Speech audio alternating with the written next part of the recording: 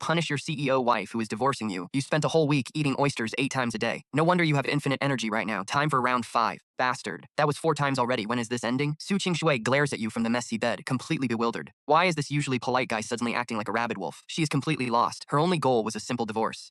She even offered an extra 10 million to keep things smooth. You agreed, but one head bump changed everything. Not only did you drag her to bed, you stole her first kiss. You act hurt. I didn't want this either, Su Qingshui, but I've loved you for 7 years. Knowing you will run to Ji Qingfeng tomorrow breaks my heart, you whine. He's just her untouchable college crush who recently came crawling back. He moved abroad years ago but messaged her saying he's coming home. Naturally, she played the loyal simp and demanded a divorce. She freezes, hearing your sad confession. Su Qingshui knows you've loved her for 7 years, and honestly, you've been a perfect husband. Loyaled her completely. If her crush weren't returning, she wouldn't even want this. Fine, she sighs. Just one last time. Finally gives in. No more talking. You immediately pull her soft, fragrant body back into your arms. Go easy on me, she whispers. 3 minutes later, she completely passes out. Wide awake, you step onto the balcony to smoke. You still can't believe you transmigrated. Back on Blue Star, you were a ruthless crime boss. You got too successful and took a bullet. Now you wake up in this bizarre world, trapped inside a soft-hearted guy's body. At first you were thrilled. Your new wife is a gorgeous knockout, and those long, pale legs are absolutely killer. But the dream shattered. She demanded a divorce. Once you realized she's dumping you for some old flame, you got furious. No way you're taking this lying down. The next morning, Su Qingshui wakes up staring right into your smug face. Morning, you grin. She shoots you a venomous glare. She can't even stand looking at you, let alone speaking. Staring at you reminds her of last night's 5 rounds. You chuckle. How do you look so gorgeous even when furious? I'm actually starting to regret this divorce, you tease. That drives her wild. She let you sleep with her 5 times just to escape.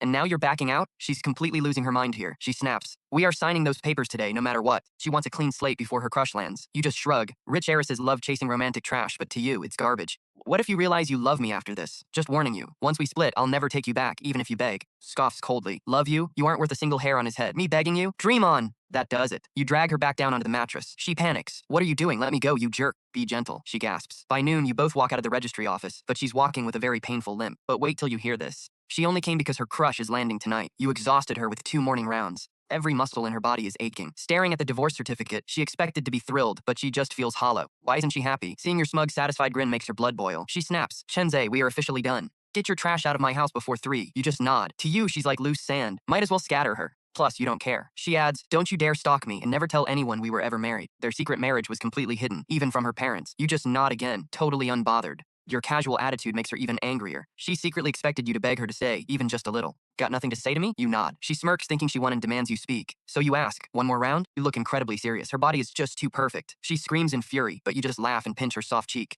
Take care. Call me if you get lonely, you say. Just so you know, I don't touch secondhand goods. Even holding hands is a deal breaker. You walk away, leaving her stunned. She realizes you're totally different from her quiet old husband. He would have never dared pinch her cheek. But you did it so shamelessly. She feels teased, yet strangely, she isn't even mad. Instead, she feels this weird magnetic charm radiating from you. As you drive off, a flashy sports car suddenly blocks your path. Stunning girl with an incredibly hot figure hops out of the car and walks right up to your window. Damn, she is absolutely gorgeous. Your memories spark instantly. Her name is Shen Shueli, the wealthy daughter of the Shen family. She and Su Qingshui are bitter rivals. How bad is it? Whatever Su Qingshui's family does, Shen Shueli's family immediately copies. Both even run competing entertainment agencies. You roll down your window with the grin. She asks, so did you divorce her? Yep, completely official. She smirks. Did she dump you? You laugh. Please, I dumped her because you're way hotter. Bursts out laughing. Chenze, I thought you were just a quiet loser, but you're actually pretty funny. You nod proudly. Exactly. Besides being handsome, I'm also hilarious and charming. She laughs so hard she has to lean on your car. You smile. Hot out here, isn't it? Shen Shueli gives you a seductive smile and suggests talking in the car before hopping into the passenger seat. You get straight to the point. So, what do you want?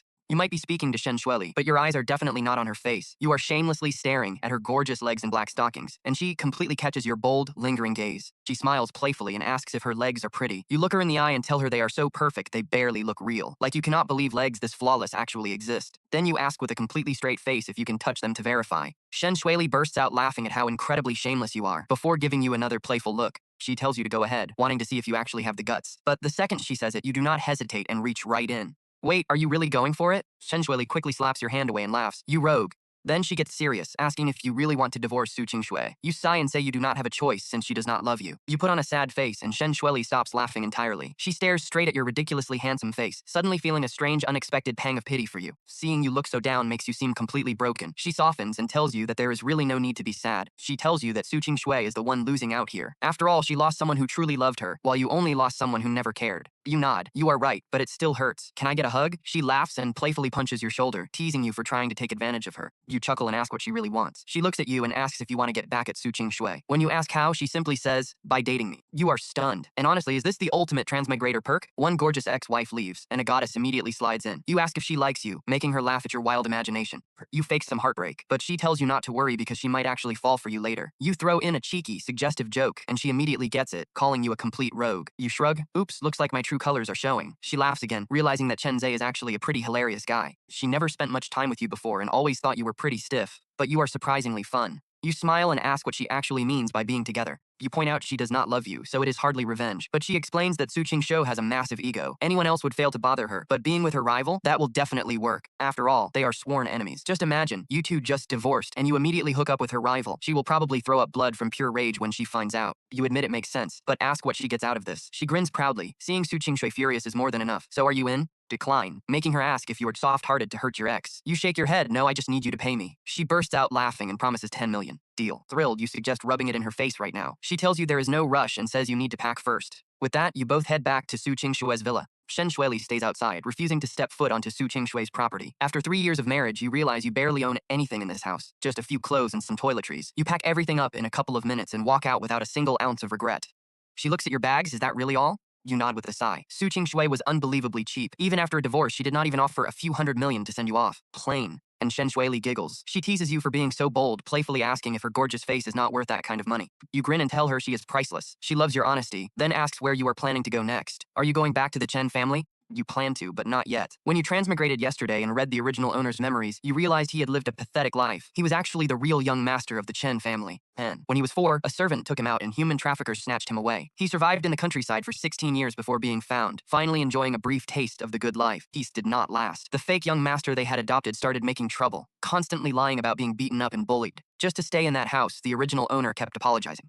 After the fake brother threw himself down the stairs and blamed him, his hopelessly blind parents kicked the original owner out of the family in a fit of rage. Reading those memories yesterday left you absolutely furious. You had never seen anyone so incredibly spineless. But now that you have taken over, you are definitely getting payback for everything. Shen Shuili smiles mischievously and tells you to live with her. And guys, imagine the look on Su Qingshui's face when she sees you two cohabitating. Even if she only wants to use you to irritate her rival, you still feel like bowing down to thank her for the massive upgrade. Be fair, Su Qingshui gave you 20 million during the divorce. Even though half of it has not cleared yet, 10 million is more than enough to buy a nice place. But Shen Shuili is an absolute goddess. Living under the same roof with her, that is a golden opportunity right there. You silently praise her as the kindest soul on earth. She laughs and tells you to lead the way, addressing you as the handsome, charming Chen Ze. You playfully salute her, and the two of you leave Su Qingshui's villa, laughing and joking all the way. She guides you right into the neighboring villa. Turns out she lives right next door to Su Qingshui. Your ex-wife bought her house first, but Shen Shuili refused to be left behind. Since they are bitter rivals, she bought the neighboring spot just to make a statement. After all, this neighborhood is the absolute premium district in the city.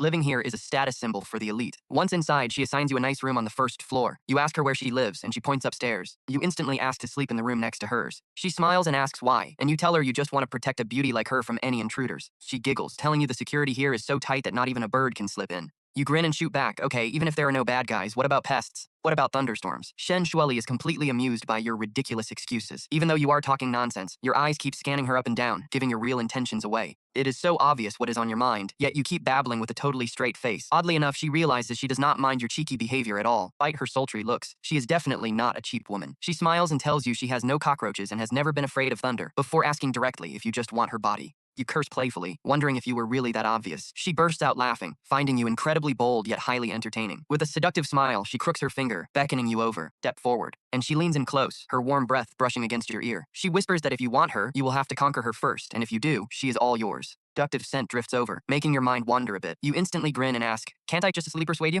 Shen Shuili bursts out laughing. Like, when did this guy get so shameless? But even if he's acting a bit wild, his eyes still show total respect. She laughs. You want to sleep persuade me? Fine. Starting a scoreboard for you today. Get to 100 points, and we can do it. So what's my score right now? 0 p.m. Su Qingshui shows up at the airport in a stunning, form-fitting black gown. She's here for Ji Qingfeng, and her heart is absolutely racing. 3 whole years since they last met, and she wonders if he's still as handsome as before. After waiting for what feels like forever, a familiar yet somehow distant face suddenly appears in the crowd. Wearing a perfectly tailored suit, he looks incredibly elegant, mature, and carries himself like a true noble. Qingshui smiles, feeling completely justified about divorcing Chen Ze. Then Ji Qingfeng spots her, and his eyes instantly light up with excitement. He is absolutely stunned by her. After 3 years apart, Su Qingshui is even more gorgeous than he ever imagined, especially her style. stunning figure. Absolutely gorgeous. Ji Qingfeng quickly walks up to her and says with deep emotion, "Qingshuo, it's been so long." It really has. Su Qingshui sighs. Ji Qingfeng opens his arms for a reunion hug, and though she's a bit shy, she steps forward to embrace him.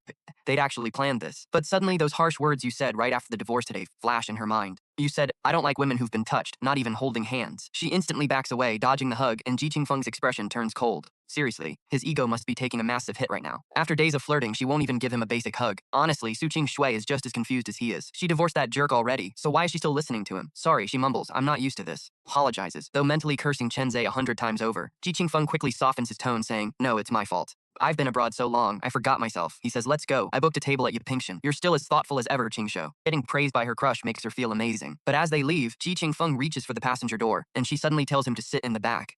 For some reason, having anyone but Chen Zhe in her passenger seat feels completely wrong. Ji Qingfeng freezes. He wanted to sit up front and flirt, so getting demoted to the back seat is a total shock. "What's this about, Qingshuo?" "Well, I'm just a bit shy." Qingshui forces out an explanation. He forces a smile and climbs in, asking if she felt wrong during her marriage as they drive off. Honestly, Chen Zhe took great care of her for 3 years, so she never felt neglected. But if she really had to nitpick something, Jerk slept with her 7 times between last night and this morning. It makes her feel totally exhausted, but obviously she can't share that. "Well, at least Chen Zhe behaved like a gentleman and didn't cross any lines with you," he says. "Didn't cross lines?" She immediately remembers last night. "Our marriage was just a formal contract." She lies, so he kept his distance. She told him about the marriage before. She even made it clear Chen Zhe was just a rebound. "Good." Ji Qingfeng replies, "Is he joining us tonight?" Su Qingshui shakes her head. "Absolutely not. We're divorced, and I warned him to stay away." But Ji Qingfeng suggests, "Actually, maybe we should invite him since we were all classmates." "Forget it," she says. "He'll only ruin the mood." But he insists they were classmates, prompting her to praise his supposedly generous nature. Ji Qingfeng flashes a smug look but quickly hides it. Generous? Not even close. He's got a massive grudge against Chen Zhe. He only wants Chen Zhe there to publicly humiliate him. The hate runs deep, ever since Chen Zhe stole his crown as the school's most handsome guy. That guy stole his spotlight, and Ji Qingfeng never forgot. He also knows Chen Zhe was always head over heels for Su Qingshui back in college. All a sick game. He wants to show Chen Zhe that his precious goddess is actually his obedient little puppy, practically shaking with pure excitement just picturing Chen Zhe watching her crawl into his arms. "I am usually very possessive," he whispers, "but for you, I can make an exception." She should be touched, but somehow his sweet talk just feels incredibly greasy. Honestly, you can't blame her for feeling a bit cringed out. Things will normalize soon. Sensing her silence, he quickly changes the subject, commenting on how much the city has changed since he left. "Booming," she agrees. "Perfect for your comeback." He nods, pledging to build a great future for the two of them. But that cringe feeling just won't go away. Why is she finding his romantic words so incredibly off-putting? Definitely Chen Zhe's fault. Yes, blame that jerk. They arrive at the restaurant, and she leads him inside after parking.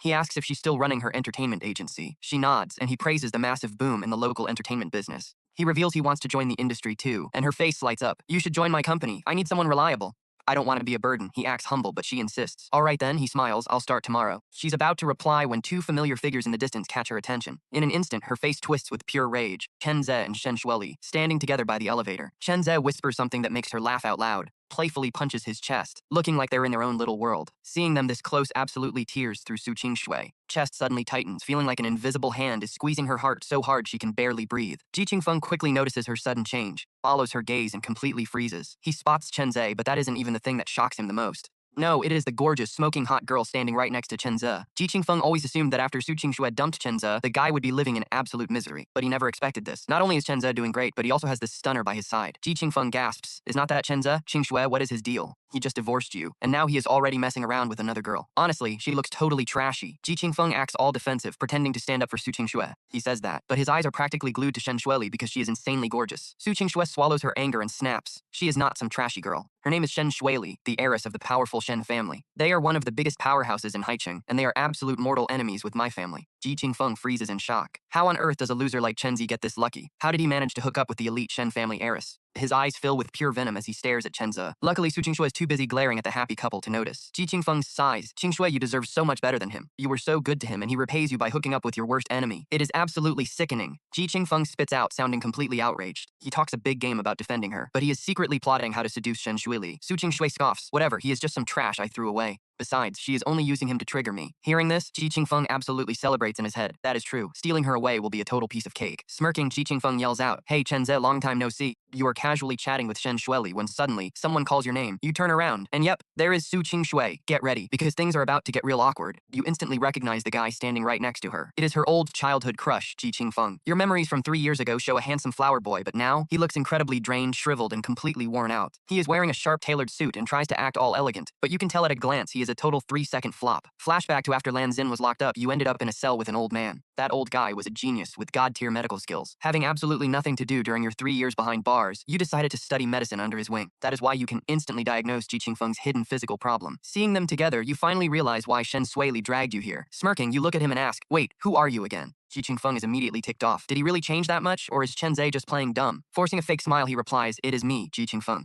Ah, it is you. Why do you look so terrible now? You look completely drained, man. Seems like you had a little too much wild fun while you were abroad. Ji Qingfeng's heart skips a beat. How does this guy know? Did he investigate him? He cannot let Su Qingshui find out, or his chances with her are dead. Laughing it off, he says, oh, you are still such a joker. He mumbles guiltily, but you just ignore him. Ji Qingfeng immediately turns his gaze to Shen Shueli, asking if she is just a friend or his girlfriend. Shen Shueli smiles warmly and answers, he is my boyfriend. Qing Shui instantly clenches her fists in pure rage. Even though she knows Shen Shueli is just trying to get a reaction out of her, she simply cannot control her anger. Hello, Miss Shen. My name is Ji Qingfeng. He flashes his best, most irresistible smile. Shen Shueli chuckles. Oh, so you are the famous childhood crush. She glances at Su Qingshui with pure mockery in her eyes, making Su Qingshui glare back with absolute hatred. Ji Qingfeng tries to act humble, saying he is just lucky to have won her heart. But then Shen Shueli asks if he did not go abroad with his ex-girlfriend. Ji Qingfeng gets excited. He never expected this gorgeous woman to know his history. Could she actually be interested in him? It's on a sad show and sighs. I was young and foolish back then. I thought she was the one, but she turned out to be toxic. Luckily, fate had better plans. When I looked back, I realized my true home was waiting for me right where I left it. Shen Shueli literally bursts out laughing at his cheesy speech. This guy is hilarious. Honestly, Su Qingshui must be totally blind to dump an absolute catch like Chen Zhe for this clown. Ji Qingfeng just stares at Shen Shueli, completely captivated by how incredibly hot she is. He secretly vows to win her over and show her a wild time. Snapping out of his fantasy, he grins at Chen Zhe. Wow, you are one lucky guy. You are pretty lucky yourself, you reply, glancing over at Su Qingshui. She fumes instantly. What does he mean by that? They are not even dating yet. Is he trying to pick a fight? Qingfeng laughs. Yes, we are both lucky. Since we met, let us grab dinner together.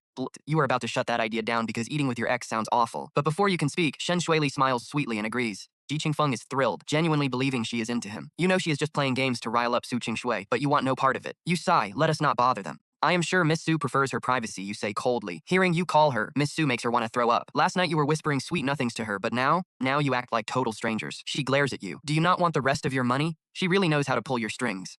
Out of the 20 million promised in the divorce, she still owes you 10 million. Honestly, if the other two were not standing right there, you would have smacked her backside. Oh right, almost forgot. Pay up then. You smile warmly at her. She snaps back that she will pay you after dinner, then storms off straight into the elevator. You shrug and follow her inside. The dining room is massive and decorated to the nines, packed with balloons, colorful flowers, and elegant ornaments everywhere. Literally looks like a wedding proposal setup. Clearly, she is head over heels for this guy. She happily ushers Ji Qingfeng over to take the head of the table. He pretends to be polite for a second before eagerly sitting down. He absolutely loves having her crawl after him, even though he has not even held her hand since coming back. Still, he can tell she treats him like royalty. Su Qingshui steals a glance at you, but you are just calmly looking around the room, totally unfazed. She suddenly regrets making this so grand. Surely, under your calm face, you must be crying on the inside. In reality, she did not even decorate this place herself. She just told her secretary to set up something simple, but the secretary clearly went totally overboard with the setup. But her guilt vanishes instantly. She spots Shen Shueli leaning in to whisper something in your ear, and you burst out laughing like there is no tomorrow. She whispers. Imagine her reaction if she finds out her precious childhood crush is actually a complete fraud. Would she literally cough up blood in pure rage? You ask her what a dark moonlight even means. Smirking, Shen Shueli whispers that Su Qingshui's precious first love is actually going totally bankrupt, and he lived a pretty wild life abroad. He even ran up massive debts and desperately needs a rich sucker to bail him out. Hearing this, you chuckle and whisper back. Throwing up blood is an understatement. Total collapse. Honestly serves him right. But wait, do you want to expose Ji Zifeng's true face right now? Giggling, Shen Shueli says. I am not that kind-hearted. Besides, if we expose him now, Su Qingshui will just feel grateful to me instead of breaking down. Let's wait a bit.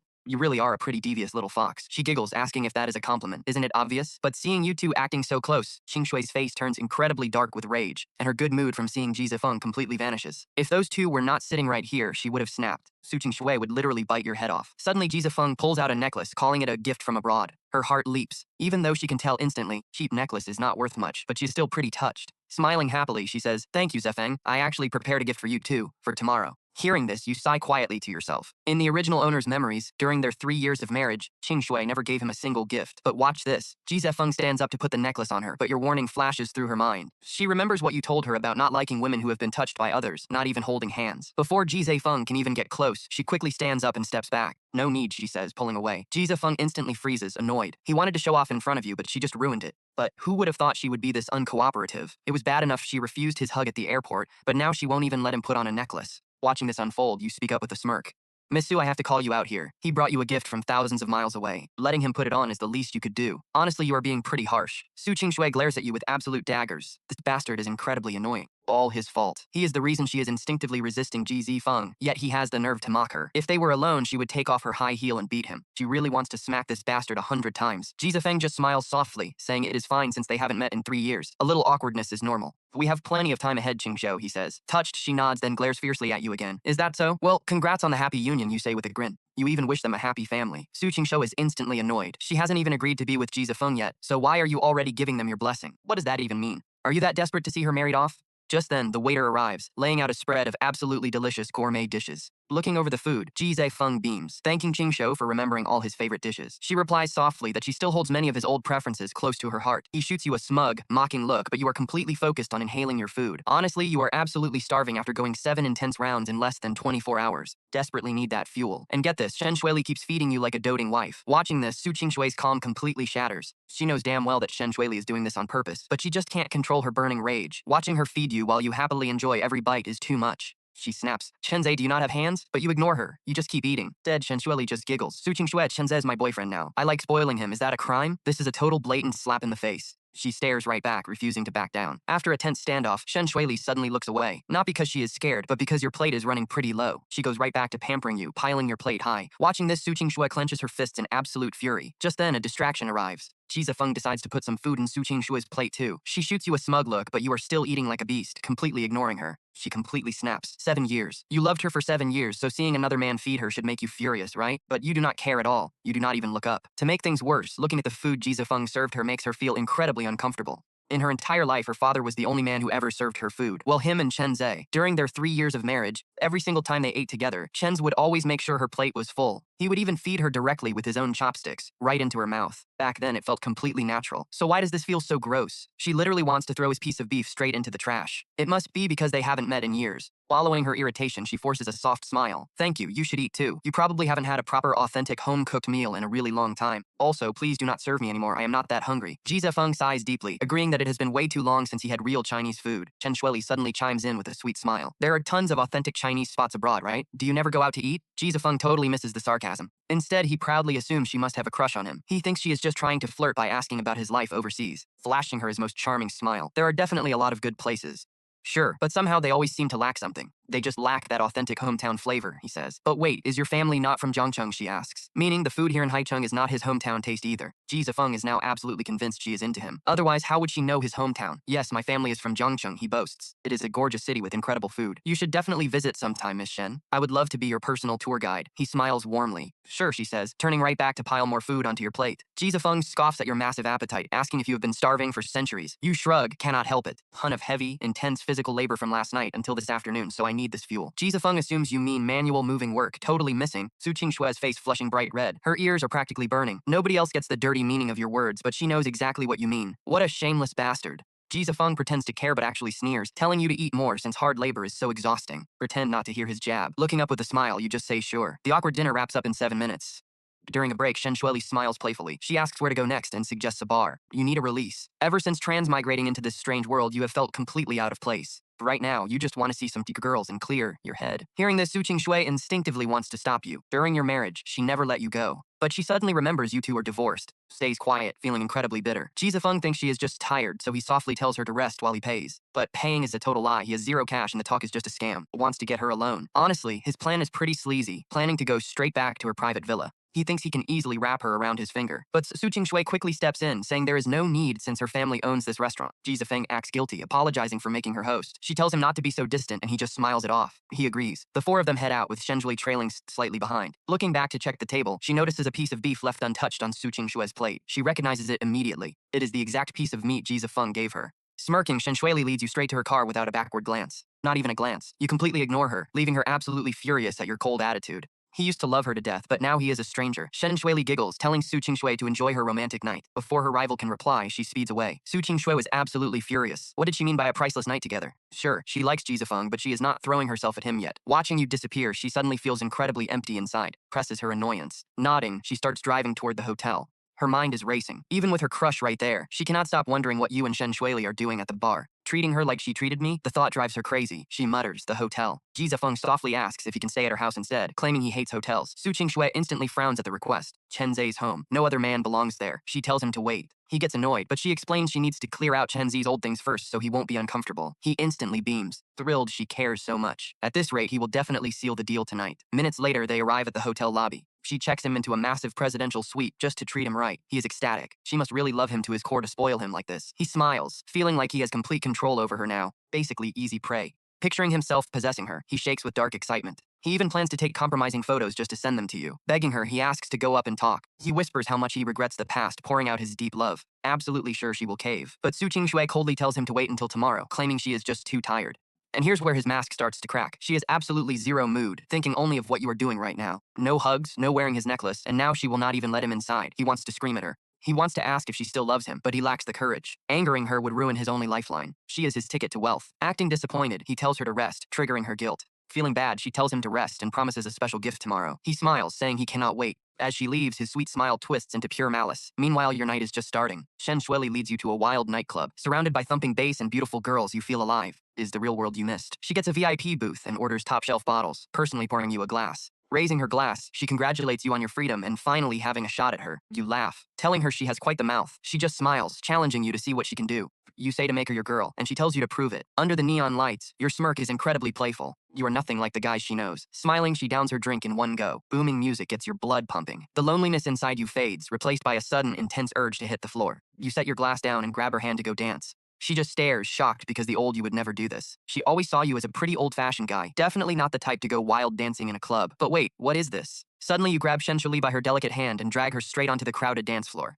Amidst the deafening music, you wrap your arm around Shen Shuili's slender waist, pulling her right into your chest. As the two of you start dancing wildly, the sudden physical contact makes her entire body go completely stiff. Talk about being incredibly bold. Shen Shuili is ready to push you away right now, since she has never actually been this close to any guy in her life. But in the next second, she suddenly spots Su Qingshui. Look at that. Right now, Su Qingshui is staring right at them, her face absolutely burning with anger. Shen Shuili smiles, turns around, wraps her fair arms around your neck, and starts matching your rhythm to dance with you. Seeing this play out, Su Qingshui completely breaks down. She is losing her mind. She never imagined in her wildest dreams that you, this absolute jerk, would turn around and flirt so intensely with Shen Shuili right after your divorce. Without saying a single word, she storms right onto the dance floor, shoves Shen Shuili out of the way, and grabs your hand to pull you out of the club, but you quickly shake her off. Through the roaring bass, you lean your head right against Su Qingshui's ear, laughing coldly as you ask, Miss Su, what exactly do you want to do? The two of you are standing incredibly close. Strong, masculine aura of yours hits Su Qingshui like a bombshell, leaving her heart racing and completely flustered. She tries to hide it and snaps, you jerk, come with me right now. I have something to say. But you just shrug, sorry, we are divorced, so I have nothing to tell you. Su Qingshui is so furious she could spit blood. Did this guy not love her for 7 whole years? Follow me, she demands, trying to suppress her towering rage. I will transfer your money as soon as we finish talking.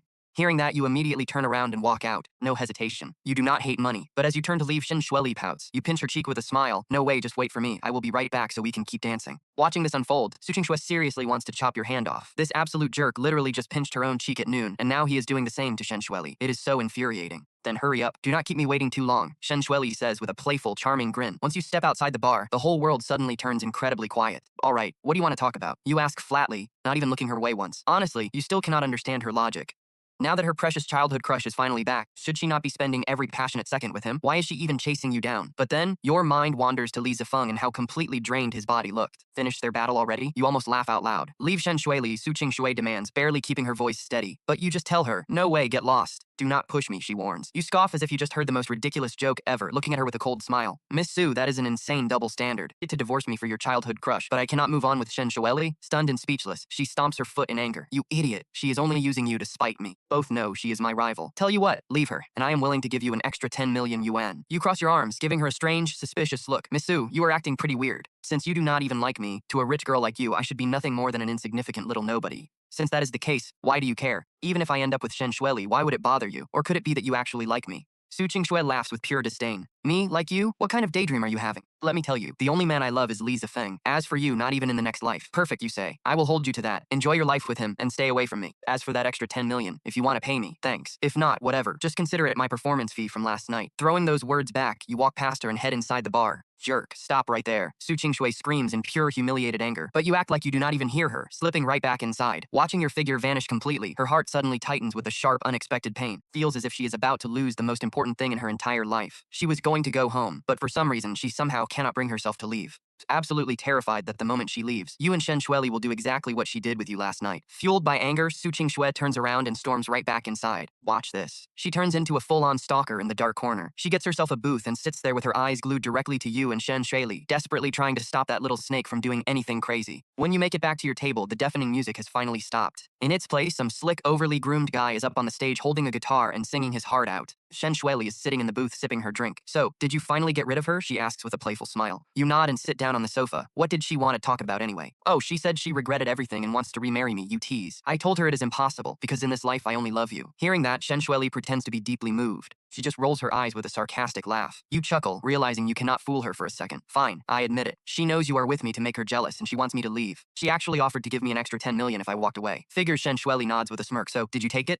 Of course not. I turned her down flat. Really, now? Obviously, you laugh. If I took the money, would I still be sitting here drinking with you? That is true, she smiles. Honestly, I am actually starting to feel quite touched. Well, actions speak louder than words. Let us go find a place. Let us go appreciate each other's bodies with a purely artistic eye. How about that? You absolute pervert, she laughs, calling you out with a playful nudge. Thank you, you grin. I am not just a pervert, I am a total creep. She laughs so hard her whole body shakes. He really is an honest rogue, but somehow she cannot bring herself to hate him. Punches your shoulder playfully. Watching from a distance, Su Qingshui clenches her fists in absolute rage. Come on, let us drink, you say, raising your glass. The burning alcohol down your throat feels incredibly satisfying. Right then, that slick singer on stage suddenly starts howling like a dying animal, hitting this awful high note that completely catches you off guard and makes you jump. What on earth is he singing? You groan. She chuckles. Do not be rude. He is supposedly the star attraction of this club. What, you ask, completely stunned. Singing like that and he is their best? Oh, think you can do better, she teases. Absolutely, you say, nodding your head like crazy. Shen Shueli glances quietly toward the dark corner of the bar, a playful smirk crossing her face as she speaks. How about I go up there and sing for you, she suggests. You can actually sing, you ask. Who are you doubting, she scoffs. If I debuted, those professionals would be broke. You laugh. All right, please show me what you got. She walks onto the stage where her striking looks and gorgeous outfit instantly grab everyone's attention. A few guys in the crowd even start whistling loudly. She whispers something to the lead singer, who looks incredibly flattered as he quickly hands over his guitar.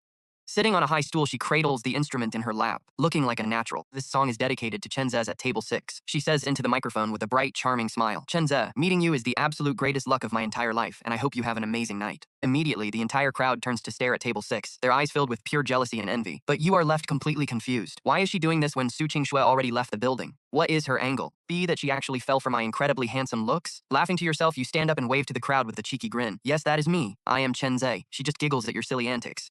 He is such a show-off. Sitting in the corner, Song Qingshui is absolutely about to explode. She never dreamed Shen Shueli would actually get on stage to sing for you. She literally confessed to you in front of everyone. How dare she? Doesn't she know Chenze is hers? And even worse, that bastard Chenze. He actually has the nerve to stand up and admit it. Up on stage, Shen Shueli plucks the guitar. A familiar melody fills the room. Qingshui shudders, her face turning pale with rage. She recognizes the song immediately. It is the exact one Chenze sang back in his junior year. He sang it at the anniversary, right before confessing to her. How does Shen Shueli even know this? Shen Shueli starts singing. You stare in disbelief. She is actually good.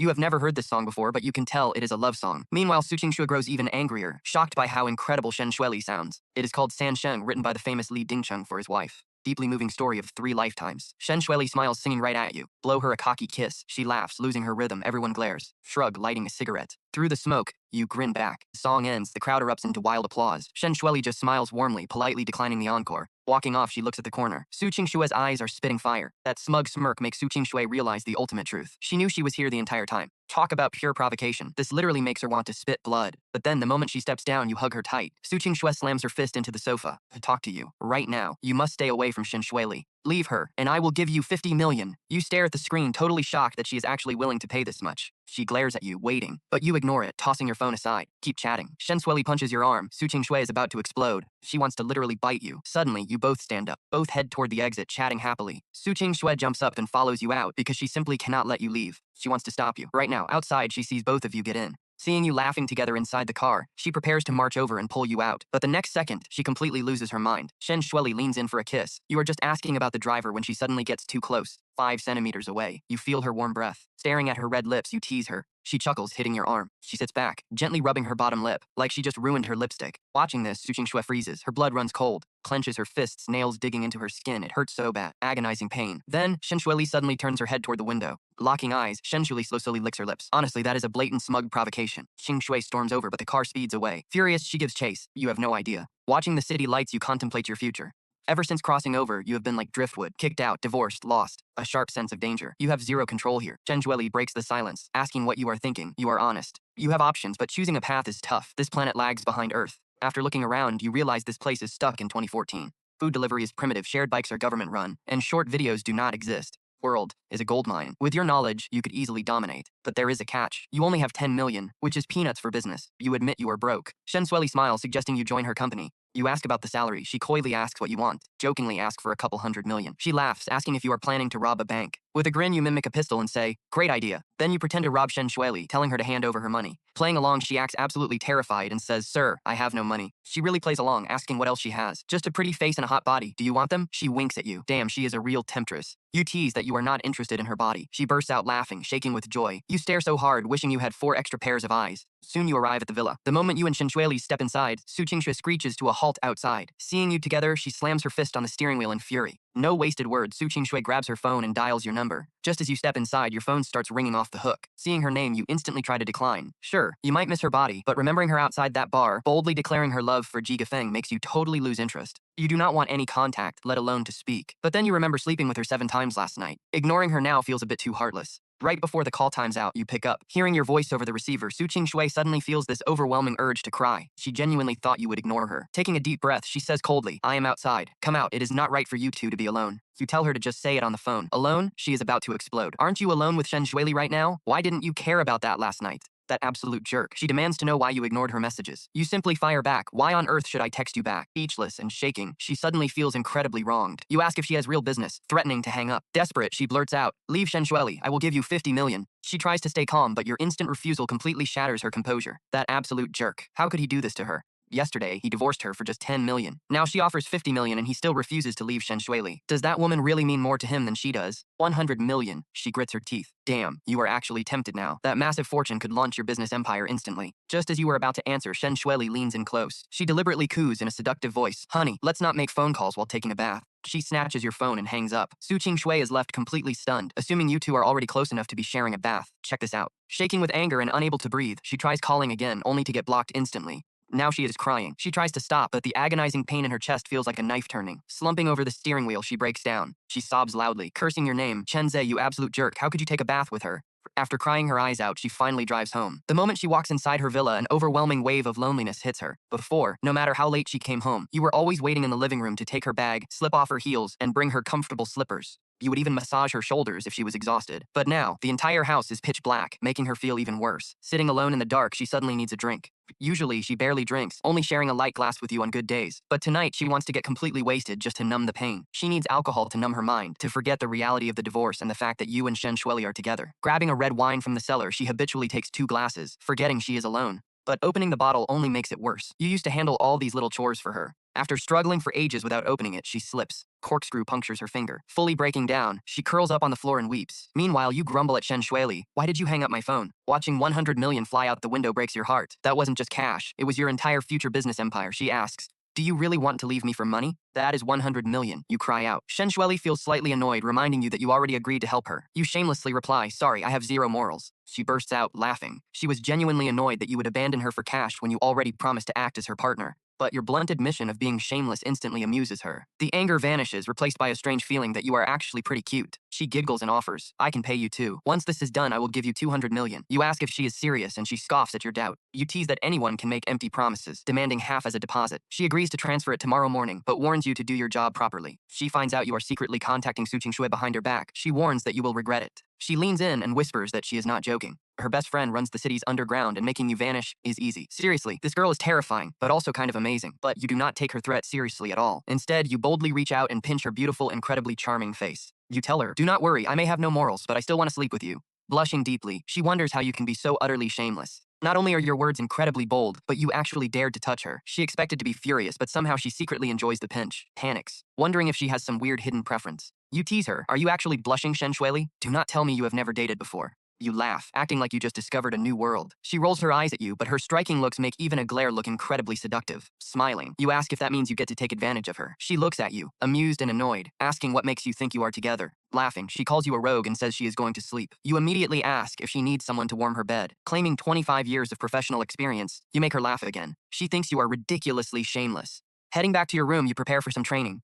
Crossing over, this original body has felt incredibly weak. Shaking from the 5 rounds last night, you realize you need to reclaim your peak form from your past life. A real man should aim for at least 9 rounds. But as soon as you drop into a squat, your phone buzzes with a text from a contact saved as garbage. Why did dad buy me a mansion worth over 100 million? Jealous? You better be. I want you eating your heart out. Chen Zhe, you are nothing but a stray dog. Let me tell you, everything in the Chen family belongs to me. Who cares if I am not biological? Oh, and one more thing. Tomorrow, I am going on a blind date with Shen Shuili, the daughter of Haicheng's top family. Once I marry in, I will make your life a living hell. You just laugh. Does this idiot still think he is talking to the original guy? You cannot help but scroll through the chat logs between this trash and the original host. The history is massive, stretching from the moment he was brought back to the family until just now. Almost 10,000 messages. They clearly show every single moment the original host got bullied, starting with him desperately trying to please his adoptive younger brother when he first arrived. But then came the endless taunts after he was kicked out of the Chen family. The worst part? This precious brother straight up admitted that every single piece of slander and framing was completely intentional. Yet, the original host actually kept begging this snake to speak well of him to their parents. What a total pushover. Thankfully, 3 years ago he either woke up or just gave up entirely. Stopped replying to his brother's trash talk. Honestly, reading this garbage, it makes you want to smash the phone. Luckily, you have taken over this body now. Otherwise, you would have died of pure anger. Ignoring the trashy texts, you drop into a horse stance to train. His good days are numbered anyway. After an hour,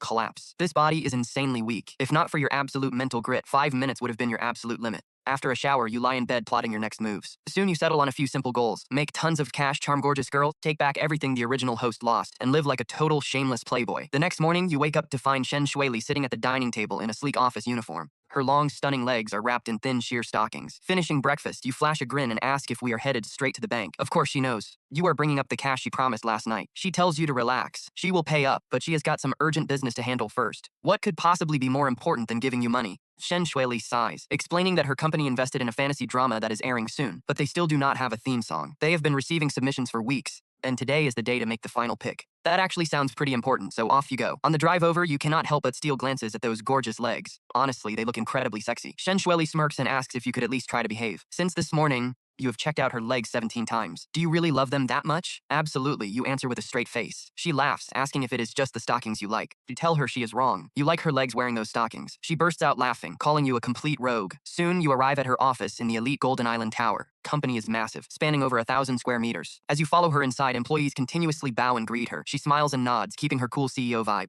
Walking into Shen Shuili's office, her secretary follows right behind. She has an average face but a great body. You take one quick glance and look away, completely uninterested. The secretary asks if she should play the 13 new songs they received, and Shen Shuili nods, telling her to go ahead. Meanwhile, when Su Qingxue finally wakes up, it is already past 9 in the morning. Last night, after crying her eyes out, she downed a glass of whiskey, felt the room spin, threw up miserably, and finally fell asleep on the couch. That is where she slept. Opening her eyes, her head throbs with a painful ache. Out of habit, she calls out, "Chenze, my head hurts." No response. Only then does she remember that they are divorced and he has already moved out. Instantly, a massive wave of emptiness washes over her. She sits there, staring at the empty mattress. Just 2 nights ago, they were sharing the most intimate moments right here, but now, they are completely out of each other's lives. Her phone suddenly rings as she tries to plan out her day. She needs a distraction, because if she stays idle, otherwise she will constantly keep thinking of Chen Zhe. Since she dislikes answering unknown numbers, she rejects the call immediately. But then, a text message slides in. Qing Shui, it is me, Ji Zifeng. Reading his name makes her freeze. She suddenly realizes that ever since leaving him at the hotel yesterday, she has not thought about him even once. This realization sparks a wave of panic inside her. What is wrong with her? She is supposed to be head over heels for Ji Zifeng, having loved him for 5 whole years. He is back now, and all she has to do is say the word to be with him. Yet, this entire time, she has not spared him a single thought, while her head is completely filled with Chen Zhe. And guys, this is where she realizes, wait, am I actually in love with Chen Zhe? The mere thought terrifies her. She aggressively shakes her head, muttering that it is impossible. She could never love that bastard because she loves Ji Zifeng. Yes, she definitely loves Ji Zifeng. She is only angry because her ex is with Shen Shuili. Right on cue, the phone rings again. It is Ji Zifeng. Answering immediately this time, she speaks softly to apologize because she thought he was a stranger. On the other end, Ji Zifeng just chuckles warmly, saying it is fine and asking if she is awake. She nods, asking if he got his new phone number, which he confirms he just took care of. He offers to pick her up, but she declines, telling him to wait at the hotel. For some reason, she does not want him knowing where she lives, let alone entering her home. Agreeing to wait, she gives a soft reply and they hang up. About half an hour later, Su Qingxue finally arrives at the hotel. Ji Zefeng is waiting impatiently in the lobby. Just as his patience is about to completely run out, she finally walks in, wearing a stunning black dress, making her look completely ethereal. Even though her style is simple, she looks gorgeous enough to make his eyes light up. Honestly, he regrets his college choices all over again, wishing he had chosen her back then. She is easily 10 times more beautiful than his current girlfriend. And most of all, she was utterly obsessed with him back then. If he had chosen her, he wouldn't be in this desperate spot. She walks up, saying she is sorry for keeping him waiting. Xingxue apologizes softly, but Ji Qingfeng just smiles. He tells her she never needs to apologize, staring deep into her eyes with heavy devotion. She smiles and agrees, leading him outside to see his surprise. He is absolutely thrilled, following her out of the hotel to see a luxury sports car waiting. The gorgeous ride sits silently at the entrance. His heart does a violent flip, instantly wondering if she is actually gifting him this insane supercar. Qingxue pulls a key from her bag and clicks it, making the supercar headlights flash. Ji Zefeng is absolutely shocked because this ride is worth over 7 million. Even when his family was at their peak before going broke, buying this would make him hesitate. Yet Su Qingxue is just handing it over like it is nothing. Talk about insanely generous. His shock instantly turns into pure ecstasy, and he is so thrilled he almost wants to scoop Su Qingxue up right then and there. He wants to spin her around, but stops himself. Ever since yesterday, he could feel that Su Qingxue was acting quite distant with him, does not want to rush things. Besides, giving him this insane car proves she is deeply in love with him. If that is the case, why rush? Ji Zefeng plays dumb and acts surprised, asking Qingxue, do not tell me this is the gift you meant. Su Qingxue just nods and asks if he likes it. Then, he says he loves it and would cherish even a piece of paper from her, but insists this is way too expensive for him to accept. Puts on a hesitant face, but she tells him not to be so formal since the car is nothing to her. With a fake sigh, Ji Zefeng finally agrees. She tosses him the keys, telling him to check out the interior. Controlling his racing heart, he pretends to be calm as he slowly climbs inside. Once the door shuts, Ji Zefeng pinches his thigh hard just to keep from laughing out loud. Su Qingxue stays outside, watching him through the window. He is running his hands over the steering wheel, completely obsessed. Seeing this somehow reminds her of Chenze. Back when they married, she wanted to buy him a car too, but Chenze refused. He eventually bought his own modest ride for $20,000 and still drives it. It hits her that during their 3-year marriage, she never really gave him any gifts. Yet Chenze had bought her so many things, from designer bags to tiny plushies, completely filling her room. Even though Ji Zefeng is in the driver's seat, she keeps picturing Chenze in there instead. He would have loved a car like this, wouldn't he? A wave of intense guilt washes over her, making her regret gifting this expensive car to Ji Zefeng. Soon, Ji Zefeng steps back out of the vehicle. She asks if he likes it. Smiling, Ji Zefeng nods and casually asks her to share Chenze's contact details on her messaging app. She asks why he wants it. He claims that since Chenze took care of her for 3 years, he wants to learn her habits. Ji Zefeng acts all polite, pretending he just wants to learn. This makes Su Qingxue quite sad as she remembers how perfectly Chenze pampered her. Yet here she is, buying supercars for another man. She still sends your contact over, believing she will eventually get used to a life without you. After all, she tries to convince herself that Ji Zefeng is the one she truly loves. Ji Zefeng immediately sends a friend request, and the moment you accept, he fires over a brag photo of his new ride. Text says, Qingzhou is so extra, forcing this expensive car on me. You laugh because seriously, this guy is a total green tea manipulator. Far as you are concerned, you are divorced. She could hand her entire company over to Ji Zefeng and you would not care because you feel nothing for her. Besides, you are rolling in cash now, making way more than some supercar. Leaving him on read, you and Shen Shueli keep reviewing tracks, which has dragged on for over an hour. For the first time, listening to music feels like actual torture. Shen Shueli is completely exhausted too, slumping against her chair the second the final song ends. Pure disappointment. Glancing at her stunning curves stretching against her white shirt, you gulp quietly before asking her to describe the actual plot of her drama. Playfully asks if you want to write her a theme song. Smiling, you admit that is exactly what you are planning to do. Back on Earth, before dealing with real-world struggles, you were just a normal college student who loved music, shows, and following your favorite celebrities. But the entertainment here is entirely different from your old world. Still, putting together a hit theme song for this project is incredibly simple for you. Honestly, it is easier than breathing because your head is packed with legendary fantasy tracks. Of course, helping her out ultimately serves only one specific goal. Shen Shueli does not actually believe you can write anything decent, but she is so frustrated right now that she just needs someone to talk to.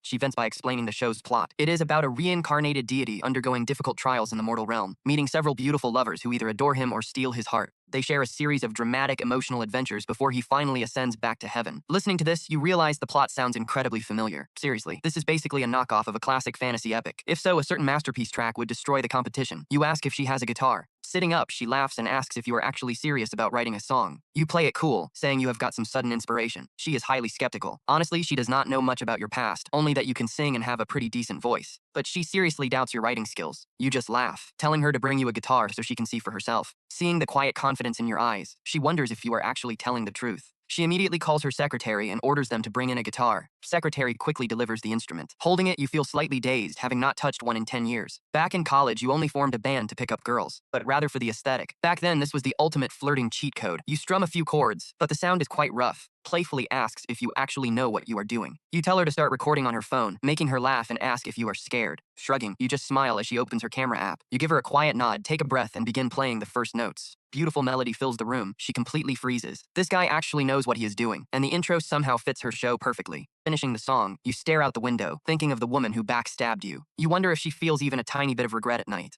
Honestly, none of that matters anymore. She completely destroyed your ability to trust, so in this new life, you are only going to look out for yourself. Shen Shuili feels like crying without even knowing why. It is a beautiful song, but she can hear a deep, painful story hidden within your voice. She heard a pretty deep helplessness about life, fate, and your inner sadness. Somehow, a sudden ache of sympathy bloomed in Shen Shuili's heart. She even felt a sudden urge to hug you, but right then, you smirked playfully and asked if she loved you. The sadness evaporated instantly. Smiling, Shen Shuili saved the video and happily sent it over to Su Qingxue. She knew this clip would drive her absolutely crazy. Then she flashed you a seductive smile. Congrats, she cheered. You have 20 points now. Keep going. You were thrilled. In less than 2 days, you already scored 20 points. Winning her over was close. After sending it, Shen Shuili smiled and asked what the song was called. You replied it was the Carefree Sigh. Her eyes lit up at the beautiful name. It's not just the name. The lyrics and tune are gorgeous. It's practically custom made for my upcoming Xianxia fantasy drama. Come on, name your price. Gift to you said with a wave of your hand. Shen Shuili's gorgeous face filled with absolute disbelief as she questioned you. You asked if she'd be happy if you gave it to her. She laughed, saying she'd be completely overjoyed, so you smiled and told her it was hers. As long as you are happy, you murmured.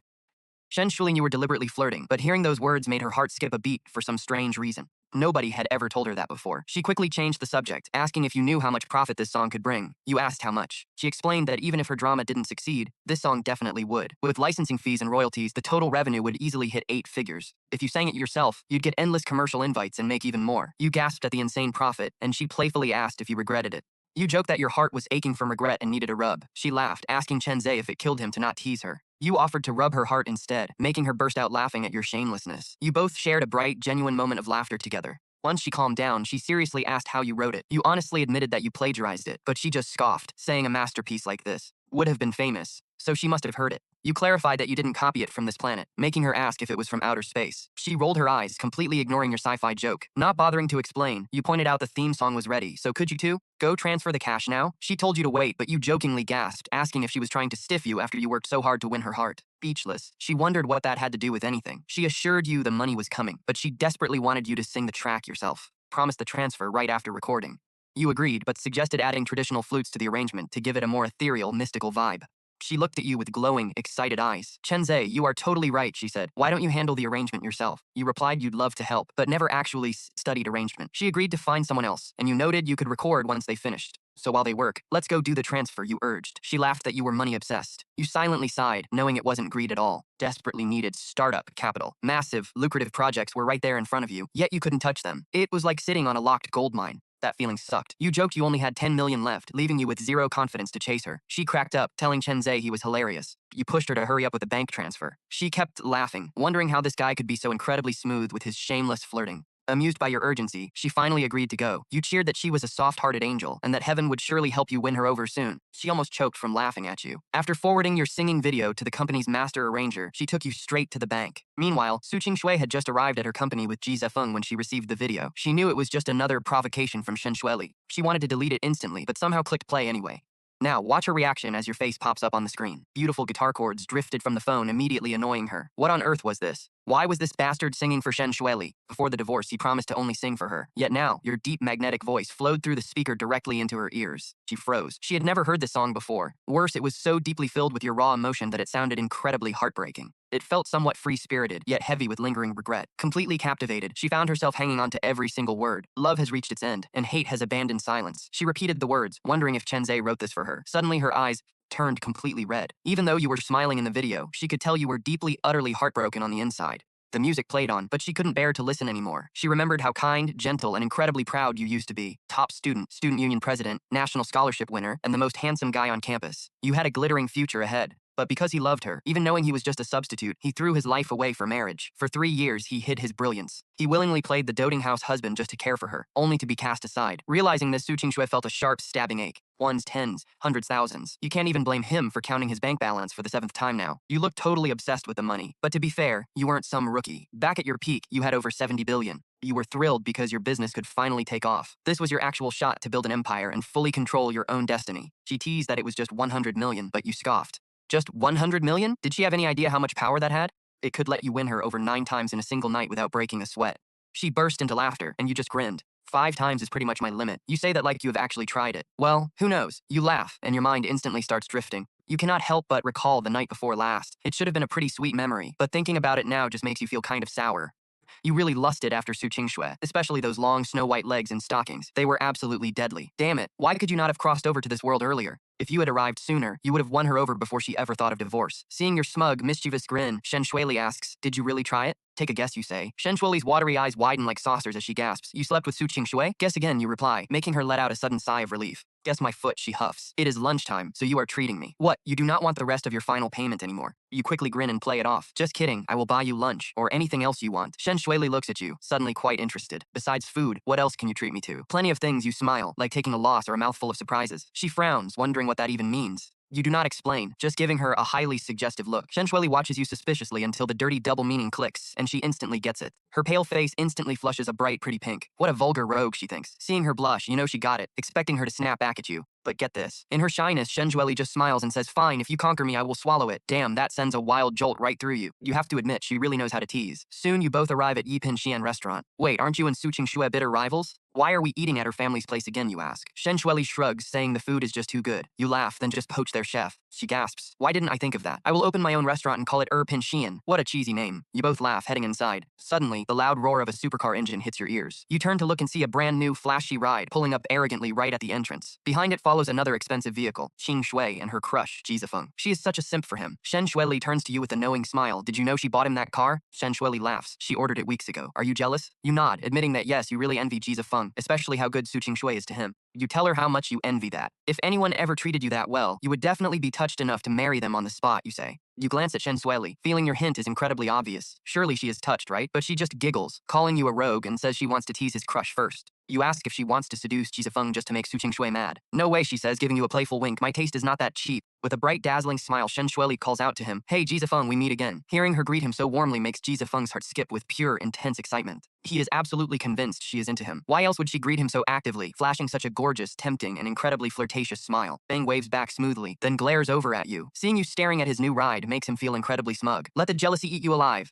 He wants to rub it in your face. Meanwhile, Su Qingshui freezes when she spots you. She never expected to run into you here, and that guitar song you sang starts echoing in her head. A sharp pain hits her chest. She expected you to look at her, but you do not even spare her a glance. Instead, you are just staring at the expensive car she bought for another man. For some reason, a sudden wave of guilt washes over her. Suddenly, Shen Shuili smiles charmingly. Hey, Su Qingshui, is Chen's song good? To tell you the truth, he wrote it just for me. Qingshui's heart drops instantly. What? That beautiful song was actually written by Chen Ze just for Shen Shuili? An immediate wave of raw anger and bitterness washes over her. She glares at you with pure resentment. You bastard never wrote a single song for her. Jizafeng asks what they are talking about, but Shen Shuili just giggles and refuses to say. Playful look and charming smile completely hook Jizafeng, making his heart race. He is absolutely convinced she is flirting. If Su Qingshui were not standing right here, he would have made a move. He is sure she would take the bait instantly. No, he thinks, I need to get Shen Shuili's contact details right now, and then I will seduce her properly. Jizafeng smiles warmly. Chen Ze, what a coincidence. Why don't we eat together? We did share a table last night, after all. Of course, he does not actually want to dine with you. He just wants to rub his relationship in your face and steal Shen Shuili's contact. But you shrug casually. Sorry, I do not eat with ugly people. Shen Shuili immediately bursts out laughing. Even Su Qingshui has to hold back a smirk. Jizafeng's blood boils. Sure, you might be a little bit handsomer than him, but how dare you humiliate him in front of these girls? He did not have an image to protect, he would have cursed you out. Instead, he forces a hurt expression and whines. Qingshui, since Chenze hates me, maybe we should leave. He acts so pitiful, convinced Su Qingshui will stand up for him. Since you used to love her, he cannot wait to watch her crush your pride to defend him. Odd of Su Qingshui, chewing you out for him makes him shake with excitement. But she stays dead silent, suddenly finding him incredibly fake and manipulative. Worse, look at this sudden twist. A terrifying realization hits her. When Shen Shuili flirted with Jizafeng just now, she did not feel a single spark of jealousy. Be exact, she did not feel the slightest bit of discomfort. Yet seeing Chen Ze standing close to Shen Shuili, even when they do nothing, makes her boil with rage. Could she actually be falling in love with this absolute bastard Chen Ze? No, that is impossible. She tells herself she is just used to having him by her side.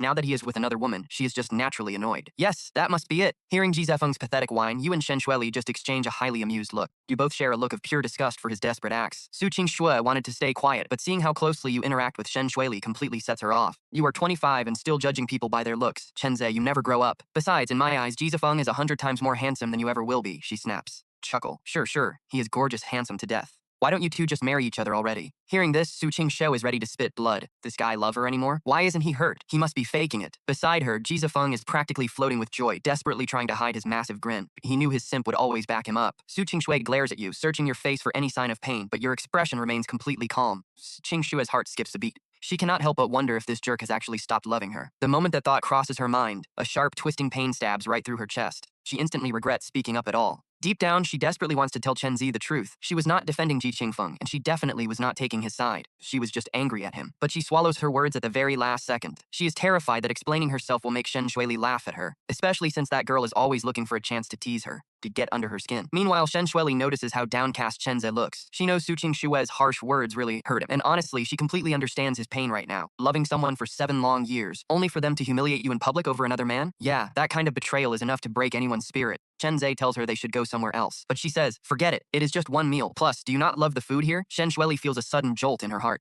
Even though he is hurting inside, he is still pushing to stay just because of her favorite dishes. It is impossible for Shen Shuili not to be touched by this gesture. But Chen Zhe is not overthinking it. He just really loves the food at Yipinsheng. After years as a top boss, his standards are incredibly high, so normal food does not cut it. Shen Shuili smiles and says, order whatever you want today, my treat. All of Chen Zhe's sadness vanishes instantly as he laughs. Well, in that case, I am going to order the most expensive stuff. Go right ahead, Shen Shuili says with a gorgeous smile. She is just talking about dinner, but as Ji Qingfeng listens, a weird thought crosses his mind. It almost sounds like she is inviting Chen Zhe to spend a wild night together. And when he watches her lock her arm tightly around Chen Zhe's as they head inside, it gets worse. Ji Qingfeng feels like they are heading straight to a hotel room. He is absolutely furious. Why, Chen Zhe, why does he get all the attention? Is Shen Shuili not supposed to be seducing me instead? Watching Shen Shuili cling to Chen Zhe makes Su Qingshui even angrier than Ji Qingfeng. She wants to charge over, rip her away from him, and scream, what right do you have to touch his arm? Ji Qingfeng swallows his rage and gently suggests they go inside too. Su Qingshui snaps out of her trance, gives a quick nod, and rushes in without even waiting for him. Ji Qingfeng is deeply disappointed. Not because she left him behind, but because she did not lock arms with him the way Shen Shuili did with Sei. He feels completely ignored.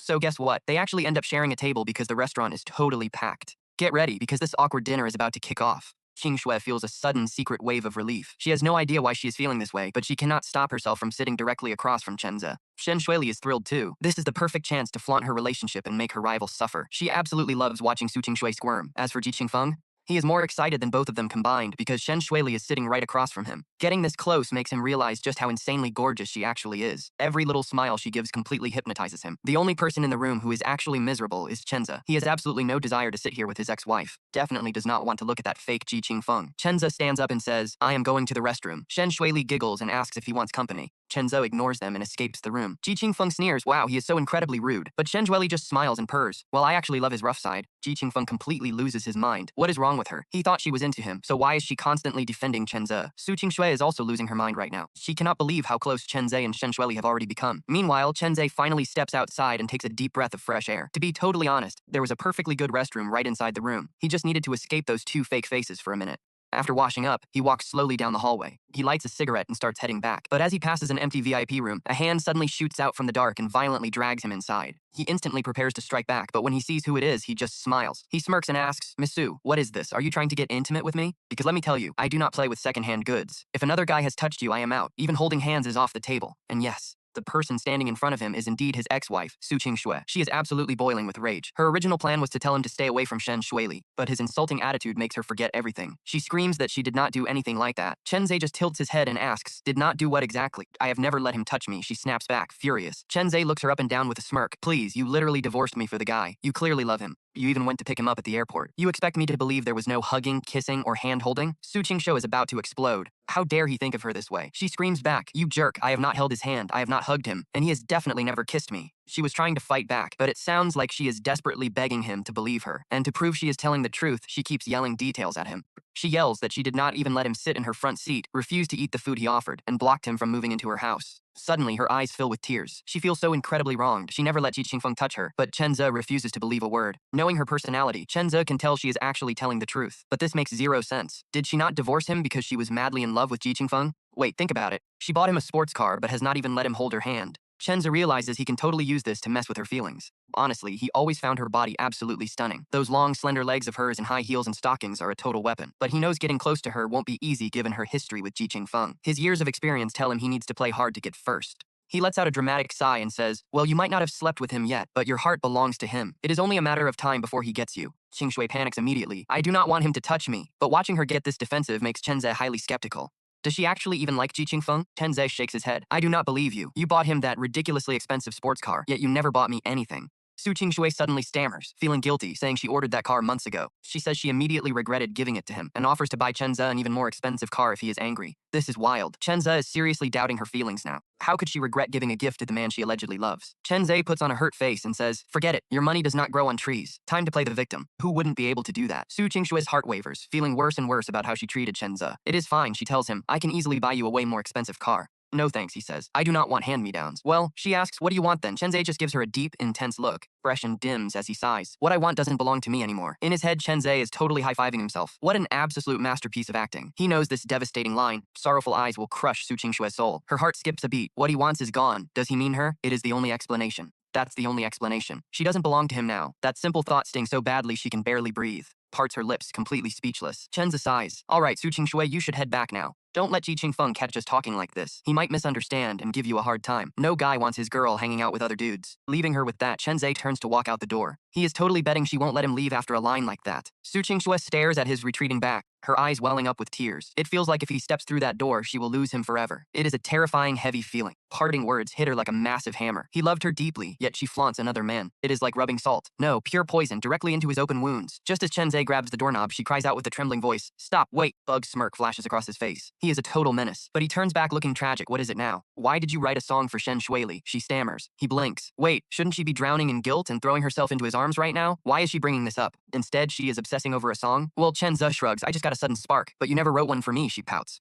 Qingshui sounds deeply hurt. What? Chenze asks, do you want one? A song is nothing, but she wants his attention. Chenze actually made a song specifically for Shen Shuili. That jealousy is driving her crazy. She wants one too. Fine, he says. Wait for me at home tonight. I will write one just for you. A massive wave of relief and joy washes over her. Really, she asks. You mean it? Of course, he answers. What, don't want me to leave? Yes, she blurts out instantly. Chenze steps close, boldly pinching her soft cheek. All right then, wait for me tonight. Qingshui nods eagerly. I'm off, he says. She watches him walk away, her heart suddenly racing with anticipation for tonight. Cannot wait to see him. Meanwhile, Chenze returns to the VIP room where Ji Qingfeng is boasting about his travels abroad, trying way too hard to impress Shen Suili. Shen Suili is playing along like a total fangirl, chin in her hand, smiling sweetly. Honestly, this has Ji Qingfeng feeling absolutely on top of the world, totally convinced she is into him. He already got her contact info, planning his move. Ji Qingfeng thinks he is a total player. A little charm, a crook of his finger, and this absolute goddess will be in his bed. And when that happens, he will take some wild pictures and send them to Chenze just to break him. Who cares if Chenze is good looking? His girls still crawl to him in the end. Right on cue, Chenze walks back. Slipped into his seat, he texts Shen Shuili. Moving on already, player? Shen Shuili glances over with a playful smirk, typing back. As if he is worthy, I am just messing with this idiot. He texts back. Liar, you are totally blushing. She laughs so hard she starts choking. Immediately, Ji Qingfeng swoops in with fake concern. Are you okay? She waves him off. Ji Qingfeng glares at Chenze. Dude, your girl is choking, and you are just sitting there?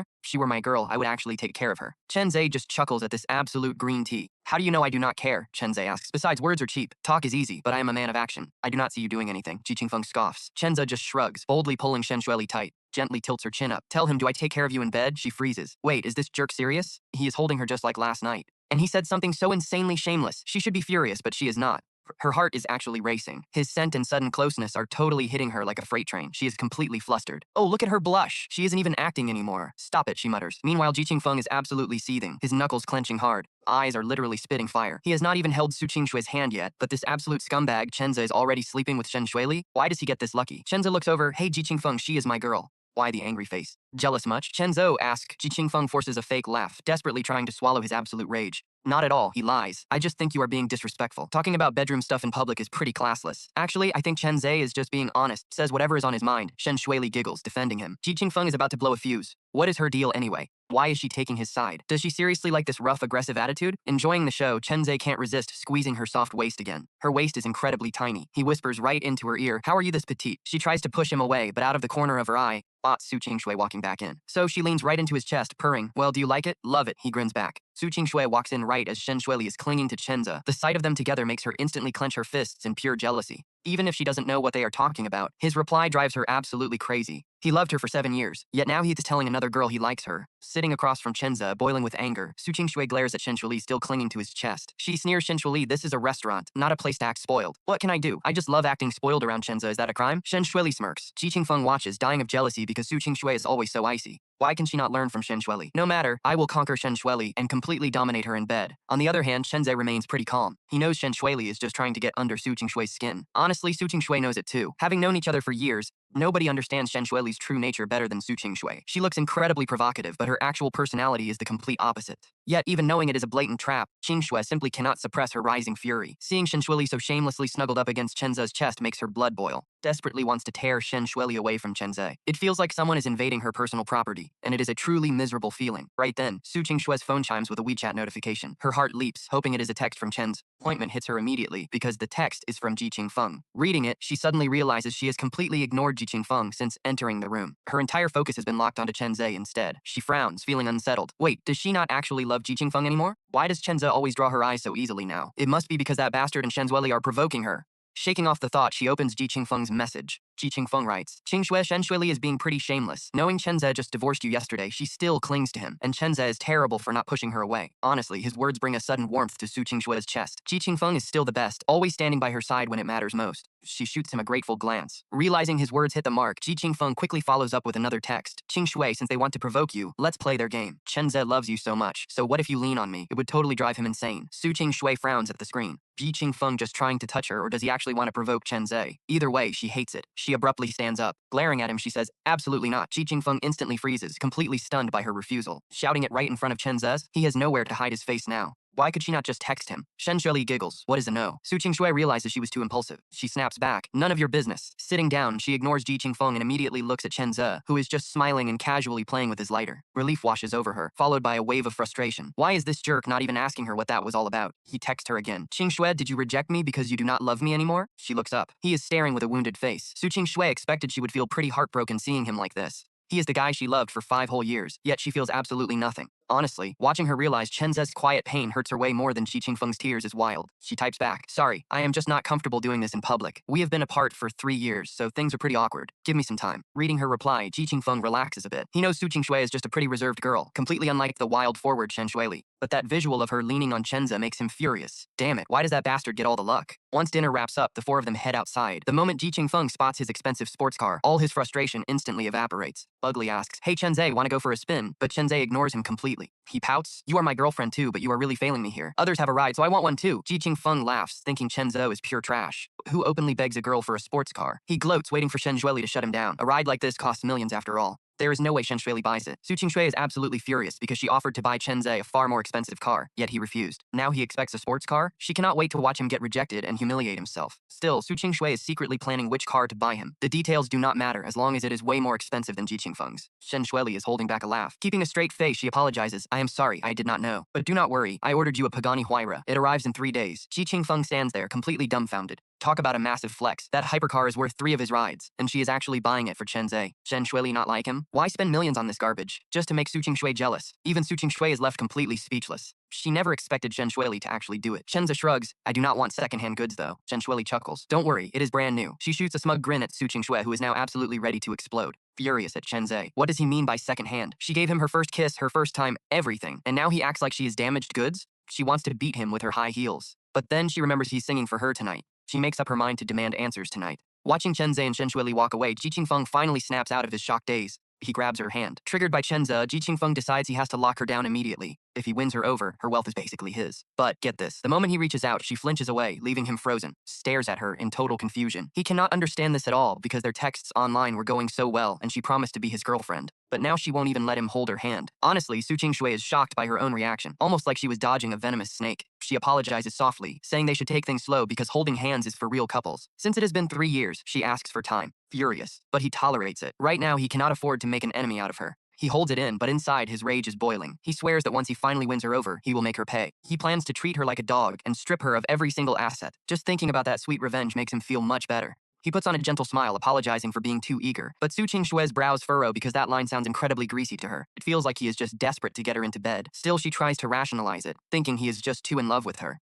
She asks for patience, telling him they should head to the office so she can hire him. Fortunately, she needs a genius like him right now. When he asks what is wrong, she explains their top star's contract is expiring and the celebrity is refusing to renew. She needs his help. Ji Qingfeng boasts that persuading people is his specialty, promising to make the star sign. As she hands the task over, he grins with an idea. He asks if she will finally be his girlfriend if he succeeds. Immediately, Su Qingshui's mood sours because she absolutely detests people who demand rewards up front. Any other request would be fine, but this is crossing the line. Naturally, she starts comparing him to Chen Zhe, who quietly supported her for 3 years. She coldly tells him to get the job done first. Meanwhile, Chen Zhe and Shen Shueli skip the office to register his brand new company. When Chen Zhe asks if she is seriously buying him a sports car, she laughs and says it was just for show. He grumbles that women are big liars. Shen Shueli giggles, amused that his insults somehow make her laugh instead of getting angry. But then she reveals she actually went ahead and ordered it. Chen Zhe beams, praising her incredible kindness. Shen Shueli can only roll her eyes at his shameless behavior since he was just trash-talking her. Attitude flips so effortlessly, but she warns him not to celebrate yet because the car payment comes out of the remaining 100 million. What a heartless woman! Shen Shueli bursts into laughter again. She tells him to behave and maybe she will buy it.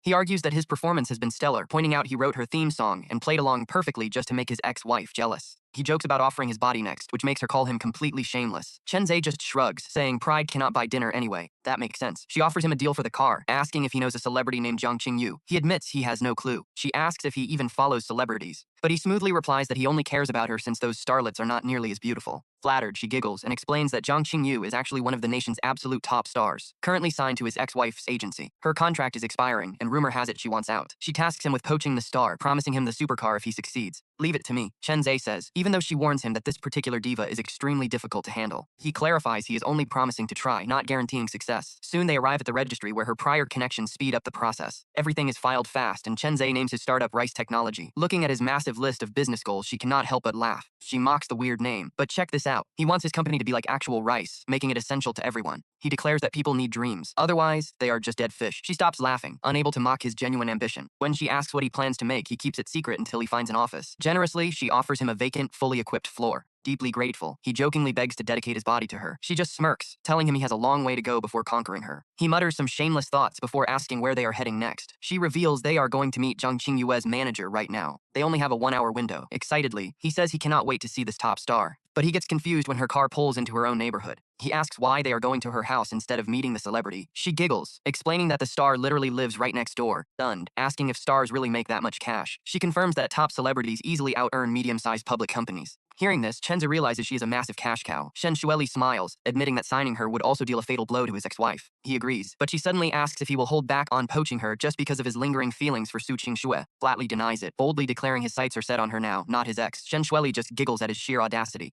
She tells him to work hard since he already has 20 points. He asks how many points he gets for this job, and she says 5. Playfully asks for 80 points instead, making her laugh. She calls him a bold thinker, and he just stares at her with a mischievous grin. But he basically said it all. Shen Shueli gets it instantly, her cheeks flushing pretty red as she playfully calls him a total rogue. After parking in her usual spot, she leads Chen Zhe right over to the neighboring villa. She presses the doorbell. Then she quietly warns him to behave himself when meeting Jiang Qingye later, because she can be quite aloof and acts somewhat superior. Unlike Wild Me, she gets scared easily, so do not freak her out. Chen Zhe almost laughs out loud. Behave? He is basically as pure as a blank sheet of paper. Shen Shueli laughs until her stomach hurts. How does this guy have the face to say that? Just then, the gates slide open. She leads Chen Zhe inside, noticing the incredibly elegant and minimalist decor. The owner clearly has great taste. But Chen Zhe is looking at the couch instead. At a woman so gorgeous, she makes his heart skip a beat. Wearing flowing white, she looks like a fairy from an ancient scroll, pure as the moon, too sacred for any inappropriate thoughts. He never expected Jiang Qingyu to be this breathtakingly beautiful. Let's be real, she is absolutely gorgeous. As they lock eyes, he gets this feeling that she looks a bit excited to see him. Shen Shueli smiles and says, Miss Jiang, we meet again. But the star completely ignores her. Wheat talks Chen Zhe, saying, Senior, long time no see, wait. He freezes. What is going on? She actually knows him? Shen Shueli is shocked too. Chen Zhe asks curiously, hey superstar, do we actually know each other? Jiang Qingyu looks at him with watery, disappointed eyes, saying, you actually forgot about me. That makes me pretty sad. Shen Shueli is completely thrown off again. Superstar is famously proud, so why is she acting so sweet with him? Their relationship runs deep. Chen Zhe is totally stunned too. What is this about? Did his body's previous owner play her? He digs through his memories but finds absolutely nothing. Seeing his totally blank, confused stare, she softly says, Senior, I went to high university too. You paid my tuition. Chen Zhe is baffled. Wait, how does he have zero memory of that? 6 years ago, a girl was crying outside the campus after losing her tuition. A handsome senior walked by, heard her story, gave her 50,000 yuan. She says, Senior, that was me, you saved me. Wow, did his previous self actually do something that kind? Shen Shueli is completely speechless. What a wild history these two have. As for Chen Zhe throwing around 50,000 yuan like that, prized. Knowing him, he is crazy enough to do it. Jiang Qingyu asks sadly, Senior, do you really not remember me? Chen Zhe scratches his head awkwardly. I must have done too many good deeds to count. Everyone knows I am a pretty kind guy.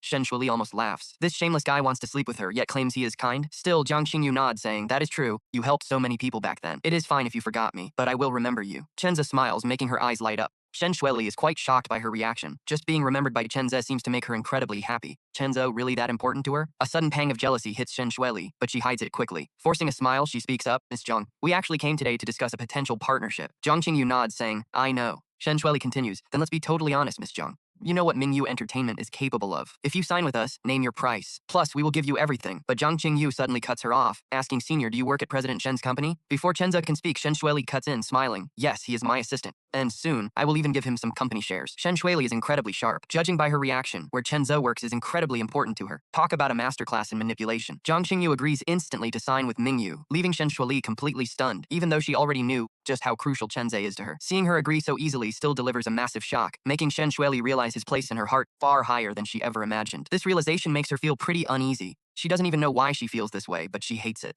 Feels wrong. Jiang Qingyu suddenly asks, does my signing make you unhappy, President Shen? Snapping out of it, she quickly replies, no, not at all. I am just so surprised by how fast you agreed. The star smiles, saying, oh, I thought you were upset that I said yes. No way, Shen Shuili laughs. But she adds, I have one condition before signing. Shen Shuili replies, sure, go ahead. I want Chenzo to have full control over all my activities at Mingyu Entertainment. Shen Shuili freezes, never expecting this kind of condition, thinking she would ask for a massive signing bonus instead. She was ready to negotiate, but who could have guessed this? Chenza smiles, remembering her promise. If he recruited her, she would give him that supercar and a raise. This is perfect. The star smiles, saying, here is to a great partnership. President Shen, please prepare the contract. We can sign tomorrow. Shen Shuili nods. All right, I will get on it. Then she looks at Chenza, asking, Senior, can I treat you to dinner tonight? Chenze is ready to agree, loving beautiful women. But Shen Shuili suddenly cuts in, apologizing. Tonight won't work. We need to draft the contract. I will treat you tomorrow. But she replies, I only eat with my senior. That is my condition. She smiles playfully. Shen Shuili is pretty close to breaking down. Why does she care about Chen Zhe so much? Honestly, she suddenly didn't even want to sign her anymore. With her massive background, she could easily ignore her. Even as a top star, stars are nothing to big capital. But remembering how this will make Su Qingxue totally furious, she suppresses her rising annoyance. She forces a smile, saying, Chen Zhe, then please accompany Miss Zhang to dinner tonight. Chen Zhe grins, replying as you command, being, we will head out first. Chen Zhe will pick you up tonight. Jiang Qingyu smiles warmly at him. She wanted him to stay, but Su Qingxue is visiting soon, so she has to pass. She knows Chen Zhe is her ex-husband and loved her deeply, so having him here would only make things incredibly awkward. Chen Zhe smiles back, saying, see you tonight. She nods sweetly. Outside, Shen Shuili instantly demands, what is going on between you two? Chen Zhe looks utterly confused, replying, honestly, I don't remember her or helping her at all. Shen Shuili believes him, knowing he has no reason to lie. She asks, knowing she treats you so specially, are you secretly pretty thrilled about it? He replies, of course, she is absolutely gorgeous after all. What, do you want to sleep with her? Shen Shuili asks. Chen Zhe acts totally shocked, asking how she knew. She is speechless. This rogue wants every single girl he sees. But then Shen Shuili remembers something. She smiles, telling him he has no chance anyway. Chen Zhe gasps, asking if Jiang Qingyu is dying. No way! Shen Shuili bursts out laughing, asking if death is the only thing that would stop him. He says obviously he has no fetish for corpses. She just stares, dumbfounded. What a weirdo. Chen's asks again if she is dying. She says no, but a massive player wants her. Bai Daolong, Haicheng's top young master. Sounds like a major player. He definitely is. He is the heir of the Bai family, the absolute peak of Haicheng's big three clans, which includes Su Qingshou's family. Along with Shen Shuili's family, the Bai family completes the trio.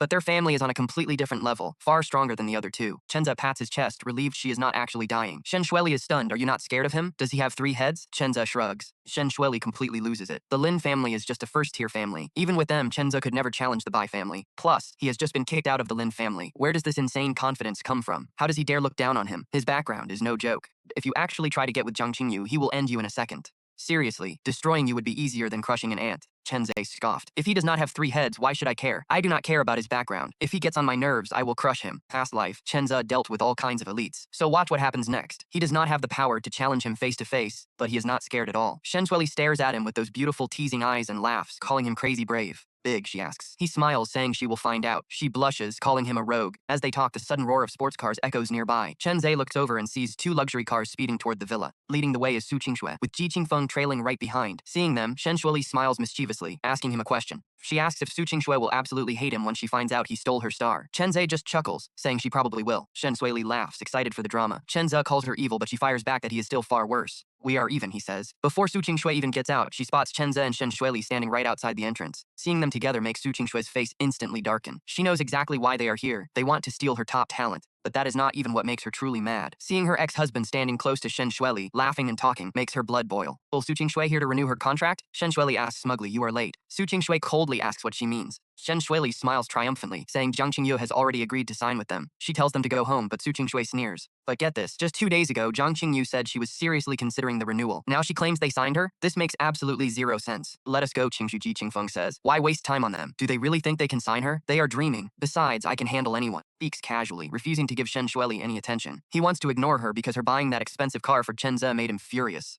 Arrogant guy wants her to realize her mistake and crawl back to him. After all, the way she looked at him at lunch proved she likes him. Qing Shui gives Chen Zhe a freezing look before walking inside. Watching them, Shen Shuili grins, asking if they should wait around to watch the drama. She wants to see her ex-wife lose her mind. Chen Zhe suggests going home to bed instead. She laughs. Why do they need a bed just to talk? Chen Zhe says it is too cold otherwise. She laughs, pointing out it is boiling hot. Teases that he is just terrified of Su Qingshui finding out and seeking revenge. Chen Zhe jokingly admits she caught him, but he is not actually scared of her revenge. He claims he is just worried she will realize how amazing he is, regret the divorce, and start begging him back. She laughs. If Su Qingshui liked him, she would never have divorced him. Chen Zhe groans. She is rubbing salt in his wounds. Tells her to bend over. She gasps, face turning bright red, asking what he wants. Utterly shameless. Inside the villa, Ji Qingfeng is completely stunned the second he sees Jiang Qingyu. He had looked at her photos online, thinking she was gorgeous. She looked like an actual angel. But seeing her in person, Ji Qingfeng realizes she is way more beautiful than any of those images. Girl is easily on the exact same level as Su Qingshui, a true beauty. Su Qingshui breaks the silence, greeting her warmly. To massive corporations, top stars are just chess pieces. But Su Qingshui's connection to Jiang Qingyu is different. She genuinely cares about her first big talent.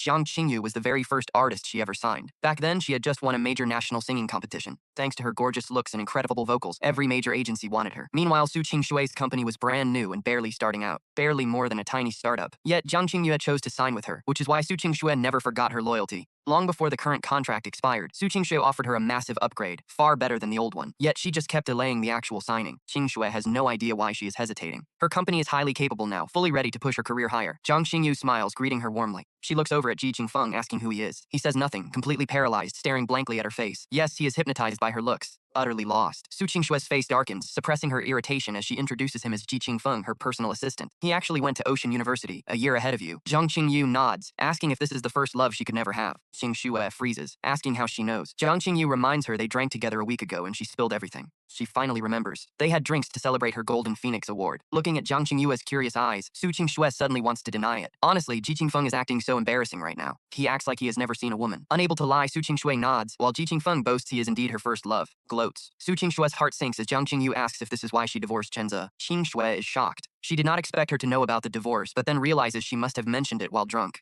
Smug bastard. Before she can answer, Ji Qingfeng proudly claims she divorced her husband just for him. He calls Chen Ze a useless house husband who is not worthy of her, boasting about his own education abroad. Su Qingshui immediately feels annoyed. She hates anyone insulting Chen Ze, but she holds back since Jiang Qingyu is there. Jiang Qingye just gives her a deep, silent look. Pure silence. Yet Su Qingshui feels the mockery in her eyes. He says she knows why they are here. The company poured massive resources into turning a rookie like her into a top star. Now that she is a star, she should not forget her roots. He warns her that if she refuses to renew, they cannot even be friends. Speaking casually, he thinks he has all the leverage. Sure, she is a top star, but what is a star compared to big capital? Complete control. He actually thinks he can threaten her. Jiang Qingyu just stares, her face turning dark. Get a load of this guy. Su Qingshui is absolutely furious, her gorgeous face turning ice cold as she realizes her massive mistake. She told him specifically to be respectful, and he promised he would. Yet, here he is, throwing around pathetic threats. Total humiliation. If not for the contract, she would have thrown him out of the room already. Forcing down her immense rage, she tells Jiang Qingyu that his tone came out wrong, offering even better profit cuts if she stays. Personal studio, a top-tier team and any script she wants. Total backing. Deal guarantees her career will reach new heights. And honestly, the sheer sincerity actually touches Jiang Qingyu's heart.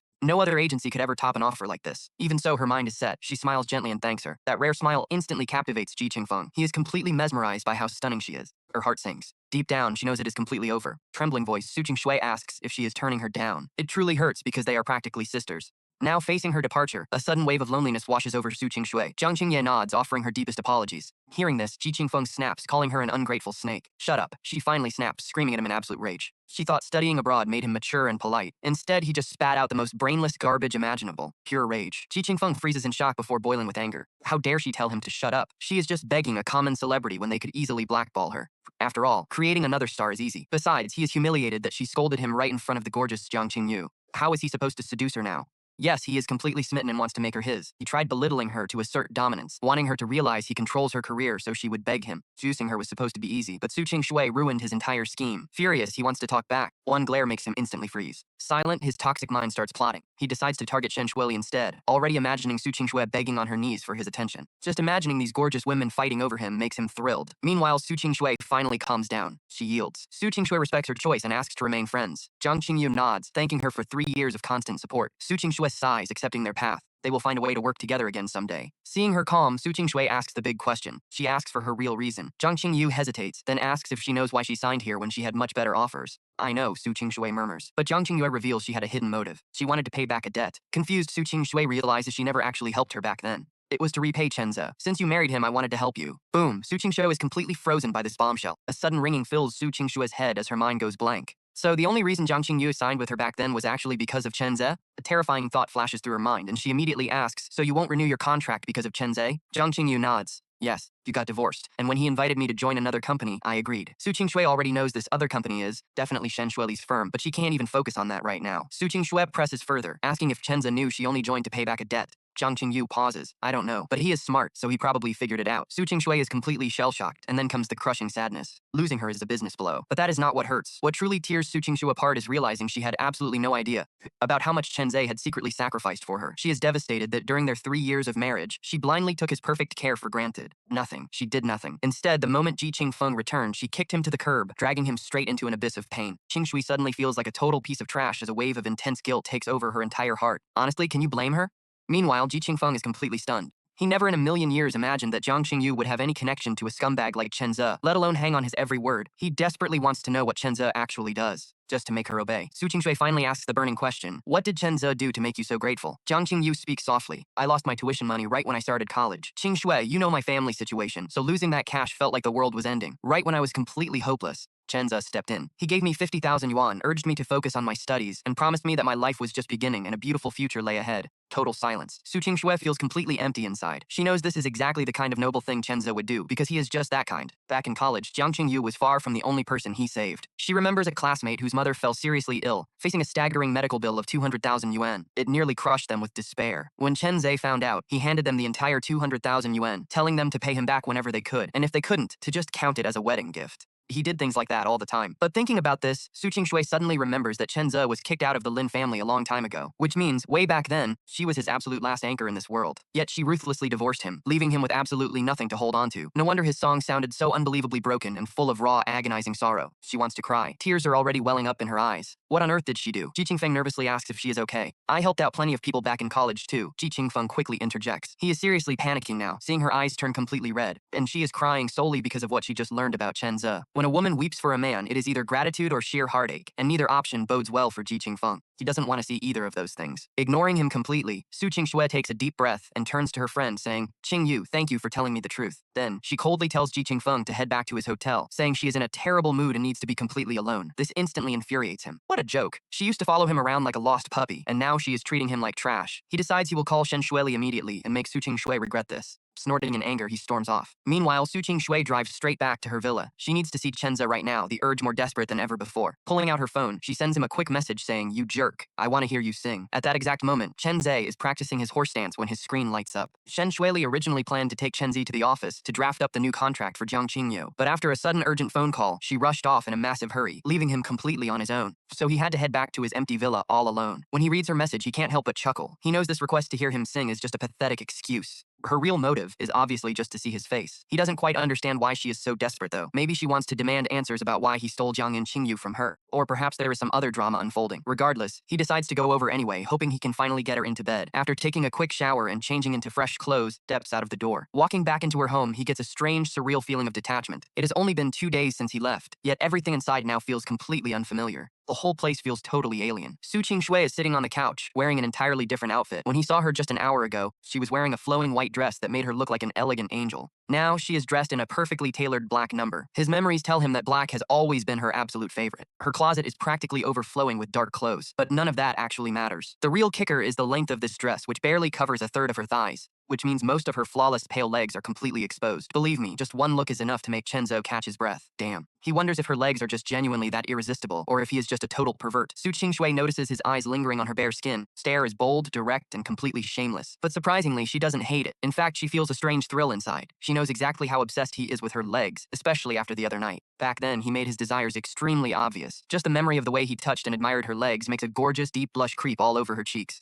Her heart flutters with excitement. Chen Zhe casually slides onto the couch right next to her. Their bodies close enough that their skin is almost touching, but she doesn't pull away. Instead, she secretly wants him even closer. The thought startles her. No, how could she possibly be craving him like this? Why did you call me over? Chen Zhe asks with a grin. Pulling herself together, she looks him in the eye and asks, why didn't you tell me you saved Zhang Qingyu? Honestly, I forgot about it myself, he replies casually. She looks at him, asking, did you really forget? Or did you just want to avoid making me feel guilty? He laughs, saying it doesn't matter since it is all in the past. It doesn't matter? Is he seriously trying to shield her from feeling even worse about how she treated him? A wave of sadness washes over her. He is genuinely such a good man. How could you say it doesn't matter? If you had told me sooner, I never would have done this to you. And what exactly wouldn't you have done? Not divorced me or not abandoned me? He asks with a mocking smile, sending a sharp shiver straight through her heart. Even if Chen Zhe had told her, would she have actually called off the divorce? Su Qingshui took a deep breath. You still should have told me. That way, she said, I could have given you some compensation. Compensation? What did she mean, money? Sure, he was broke, but she knew he wanted more than cash. Chen Zhe just stared, his eyes blazing. She froze. What did he want? Why look at her like that? Could it be he actually wanted her? Her heart suddenly raced. Unwilling to meet his intense gaze, Su Qingshui looked away in a panic, stammering that since she did not know what he wanted, she could buy him a house instead. Chen Zhe wanted to laugh. She was way too smart to miss his obvious hint. Seriously, you have to love his dedication to playing along with her. Right, he said, I do need a house since I had nowhere to go after you kicked me out. Now I am just crashing at Shen Zueli's place, which feels pretty awful, but I still will not accept your charity. Of course, he did not actually want her house. Living with Shen Shueli was honestly way too much fun. Sure, they had only shared a few quick hugs so far without any real physical action, but that teasing tension had him hooked. Hearing him turn down the house made Su Qingshui feel strangely hollow, but her heart still ached knowing he was basically homeless. Why turn it down, she sighed, especially when you literally just bought Ji Qingfeng a car worth over 7 million. Buying me a house too would just cost way too much, he said, and your money does not grow on trees. I know you are independent and earn your own living now. Even though we are divorced and you discarded me, he continued, I still hate seeing you struggle. Chen Zhe felt like a total monster. Why torture her like this? Right on cue, his words pierced her heart again. He was obviously the one suffering the most here, yet he was still sitting there worrying about her being overworked. She wanted to cry. He was so incredibly sweet while she had been so cruel. It is fine, she told him. A house is quite cheap.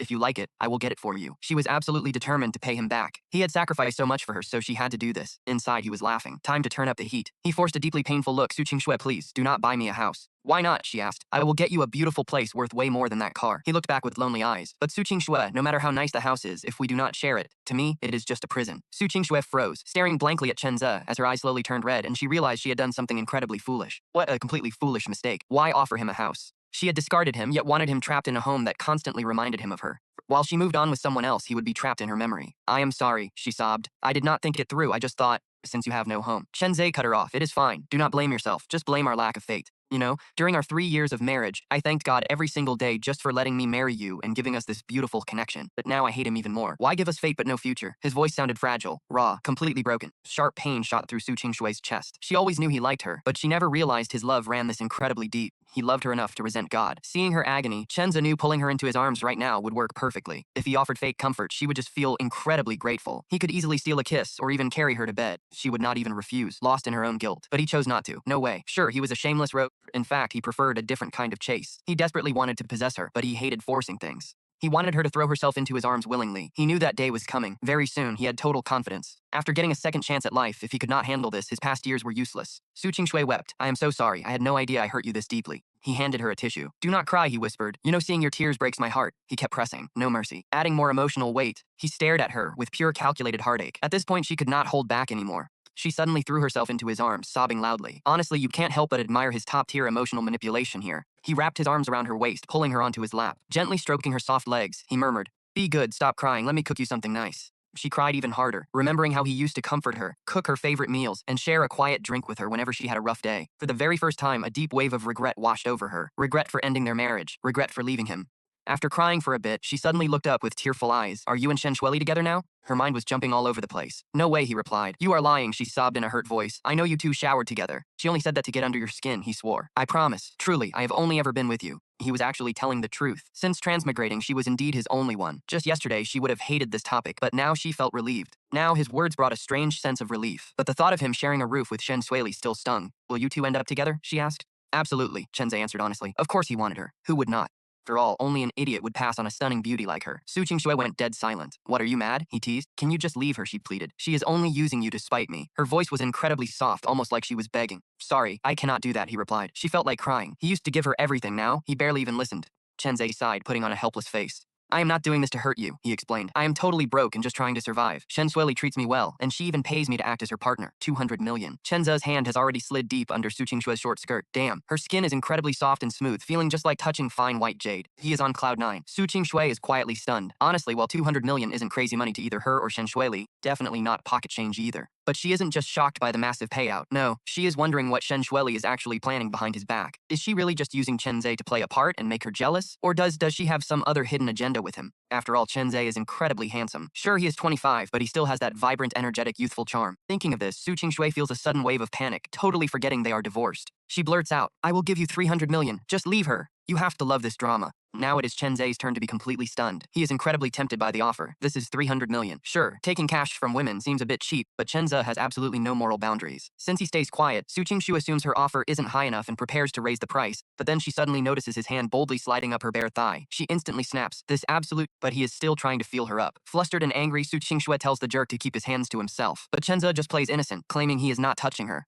He lies that she looks pretty thin lately, so he is only giving her a quick health check. Confused, she actually falls for it, softly apologizing for misunderstanding his intentions. Reluctantly sliding his hands off her gorgeous legs, Chenze graciously brushes it off. He asks if she still wants to hear him sing, offering to play a quick song. Thrilled, Su Qingshui nods rapidly. He grabs his old guitar from the corner. He had bought it way back to kill time and left it behind, never expecting to use it today. Staring at him with eager eyes, she cannot wait. Hearing him sing earlier made her realize his voice is somehow much deeper and far more moving than it ever was during their college days. She is quite curious about his choice, demanding a completely original track. She warns him that she refuses to listen to whatever song he already performed for Shen Shuili. Chenze stays silent, thinking, what should he sing? Honestly, he has too many options, leaving him somewhat conflicted on which track to perform. After a brief pause, he grins, announcing the title as Awakening from a Dream. He dedicates it to both of them, leaving her to softly repeat the painful words. She has never heard this track before. Is it another one of his brilliant originals? The harsh realization hit. Their entire marriage was basically just a fleeting dream to him, now shattered by divorce. Talk about cold-blooded. Her chest tightens with a dull, physical ache. In reality, Chenze is doing this on purpose, knowing exactly how to trigger her. Lyrics will absolutely break her. Even if she manages to hold back the tears, her heart will be torn to shreds. Once she hits rock bottom, he can easily offer some fake comfort. Under pressure, she will definitely hand over her heart. Chenze silently laughs at his own wickedness, calling himself a complete monster. Tuning his strings, he prepares to destroy her emotionally. He gently plucks the strings, letting the melodic notes drift through the room. Singing softly, he starts with the lines about loving the wrong person and carrying deep, painful scars. The song laments making mistakes and living in endless regret. As his deep, magnetic voice flows, a sudden ringing fills Su Qingshue's ears and her mind completely freezes up. Her face turns quite pale, feeling as if someone is physically squeezing her heart. An intense, heavy wave of pure sorrow washes over her, making her delicate body tremble uncontrollably. Does the song reflect his own regrets?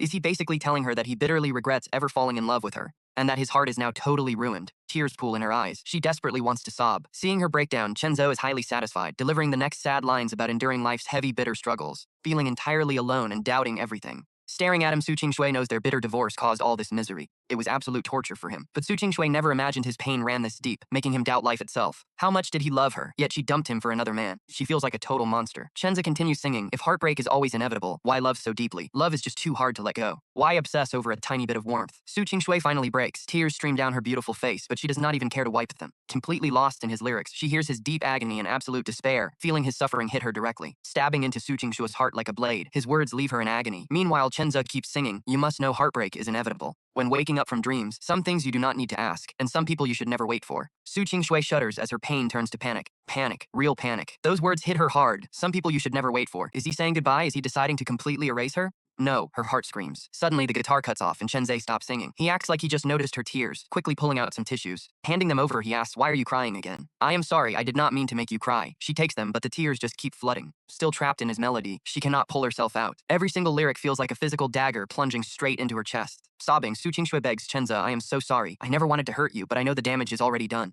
Please do not leave me, okay? Chenza smirks internally but puts on a helpless look. He asks, but what about Ji Qingfeng? She freezes. Shaking her head through tears, she stammers, I do not know, I really do not know. She can still feel a tiny, lingering attachment to Ji Qingfeng, but she cannot tell if it is genuine love or just an old obsession. Chenza gives a bitter smile and says, it is fine, Su Qingshui, really. I know you loved him for 5 long years. Understanding her choice because of his rich family, Chenza pauses, his eyes suddenly turning incredibly lonely. Murmuring softly, he says he has absolutely nothing left. His voice is 3 parts helpless, 3 parts lost, 3 parts broken, and 1 part despair. Can we talk about how he is a master manipulator? Chenza secretly laughs at how perfectly his act works, while Su Qingshui just cries. Begs, let me make it up to you, please give me a chance. Forget it, Chenza says, shaking his head. She cries, why? Because I hate seeing you struggle, Chenza says, his eyes turning quite red. Plus, you can't give me what I really want anyway. Man, he's almost tricking himself with this act. He resolves to order himself a Best Actor trophy later. Meanwhile, Su Qingshui feels a sharp stab in her chest. For the first time, she truly understands what real heartbreak feels like. What is it you want? Su Qingshui begs through her tears. She swears even if Chenza asks for $1 billion, she'll give it to him in a heartbeat. But Chenza keeps quiet, pulls Su Qingshui by her slender waist, pulling her onto his lap. Caressing her leg, he whispers with absolute devotion, I want you. Su Qingshui freezes, her heart suddenly pounding. Blush creeps onto her face as she whispers, you want my body. Chenze lets out a sigh. Actually, I want your heart, but since I'm not in there, how could you ever give it to me? So I have to settle for the next best thing. Her whole body shivers. He wanted her heart all along, but he chose her body just to spare her feelings. But should she really give herself to him? Sure, they've done it 7 times before. But things were quite different then. They were about to divorce. They were both pretty drunk, and she had just surrendered to him in a daze. Besides, they were still legally married back then, so it made sense.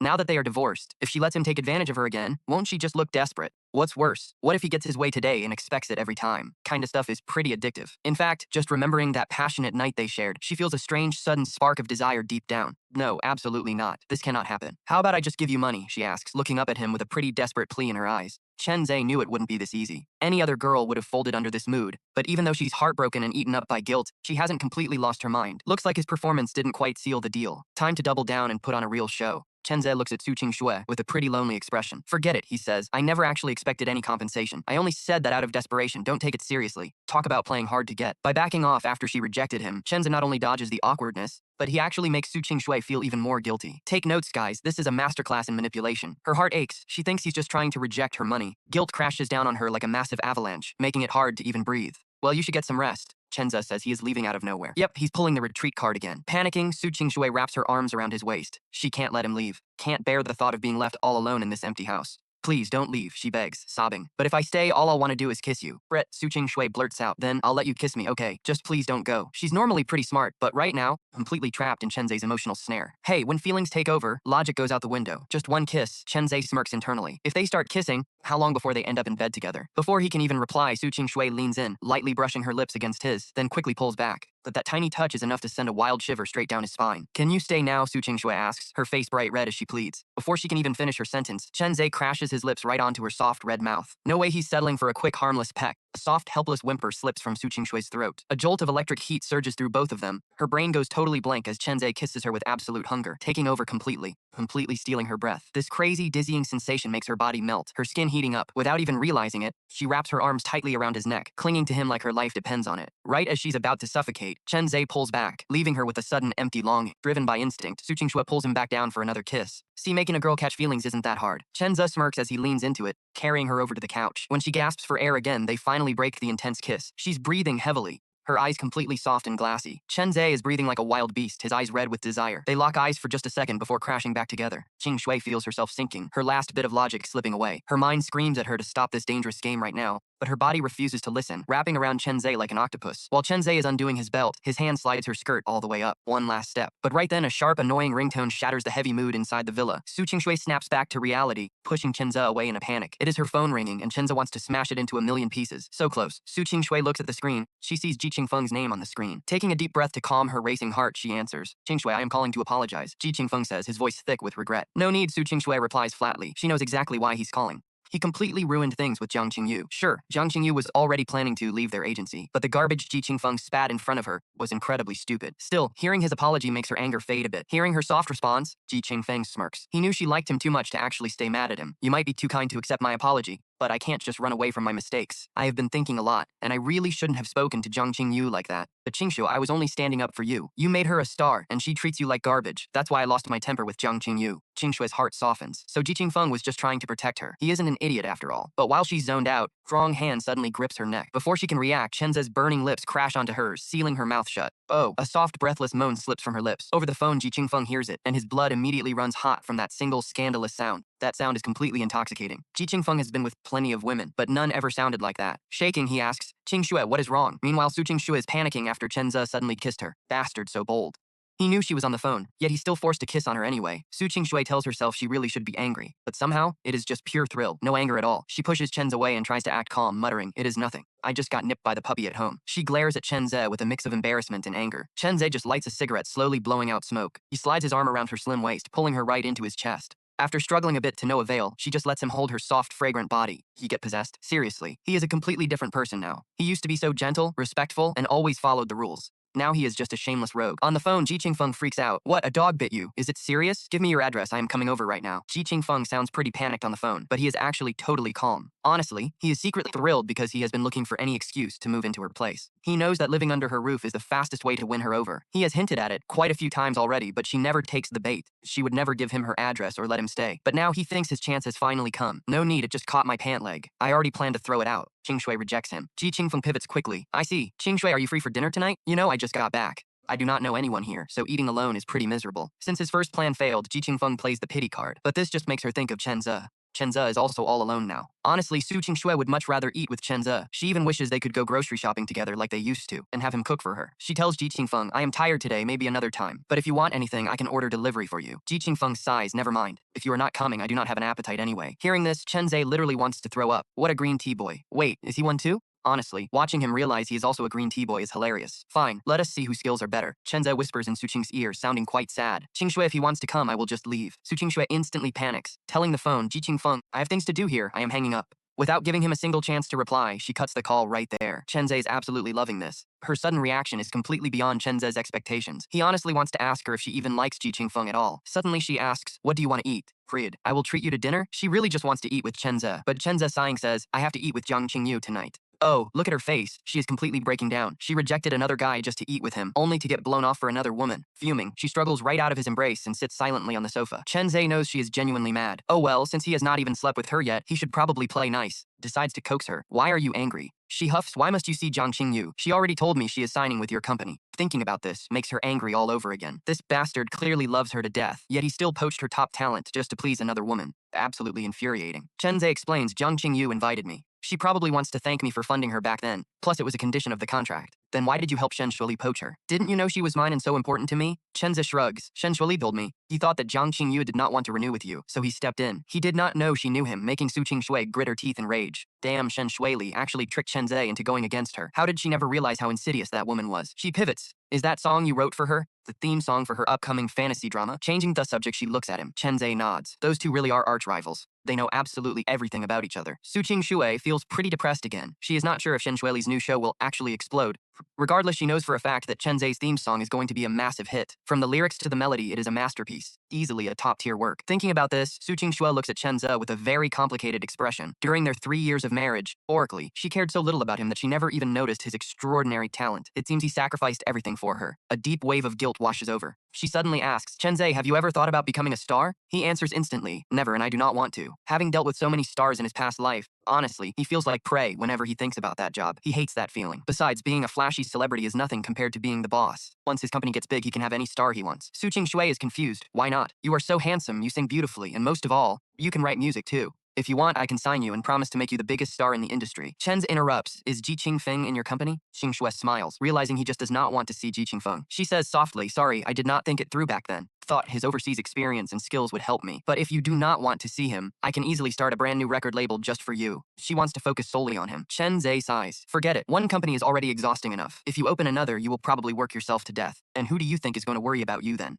Su Qingshui is so deeply touched her eyes tear up. At the same time, deep down, makes her deeply regret divorcing him all over again. He smiles. "Didn't I come over just to eat your cooking?" After the meal, Chen Ze gets ready to leave. She actually cooked this herself. She never made him a single meal during their entire marriage, yet here she is cooking after the divorce. People can be so strange. Qingshui watches him pack up, completely miserable. She knows that the second he walks out that door, she has to face this massive empty house all by herself. She absolutely hates that empty feeling. She desperately wants him to stay, but she cannot bring herself to ask. She knows she cannot give him what he truly wants right now anyway. Walking him to the door, she suddenly looks up and speaks. "About that passcode on the door, I am not changing it, so you can come back whenever you want. I just don't want to pop in and feel awkward if you bring Ji Qingfeng over." Chenza acts totally dejected saying this. I won't bring him back. Su Qingxue blurs out instantly, desperate to prove she is telling the truth. I am not lying, my mind is a total mess right now. I honestly do not even know what I feel for Ji Qingfeng anymore. If it is love or just obsession. Chenza almost laughs. He barely even tried and her heart is already in chaos. Look at him play this game. If he pushes just a little harder, she will completely cut Ji Qingfeng out. But honestly, even if she dumps Ji Qingfeng and begs to come back, Chenze is done with her. The original soul might have forgiven her, but not him. Zero forgiveness from him. Right now, Chenze is just having fun and playing with her gorgeous body. That is literally it.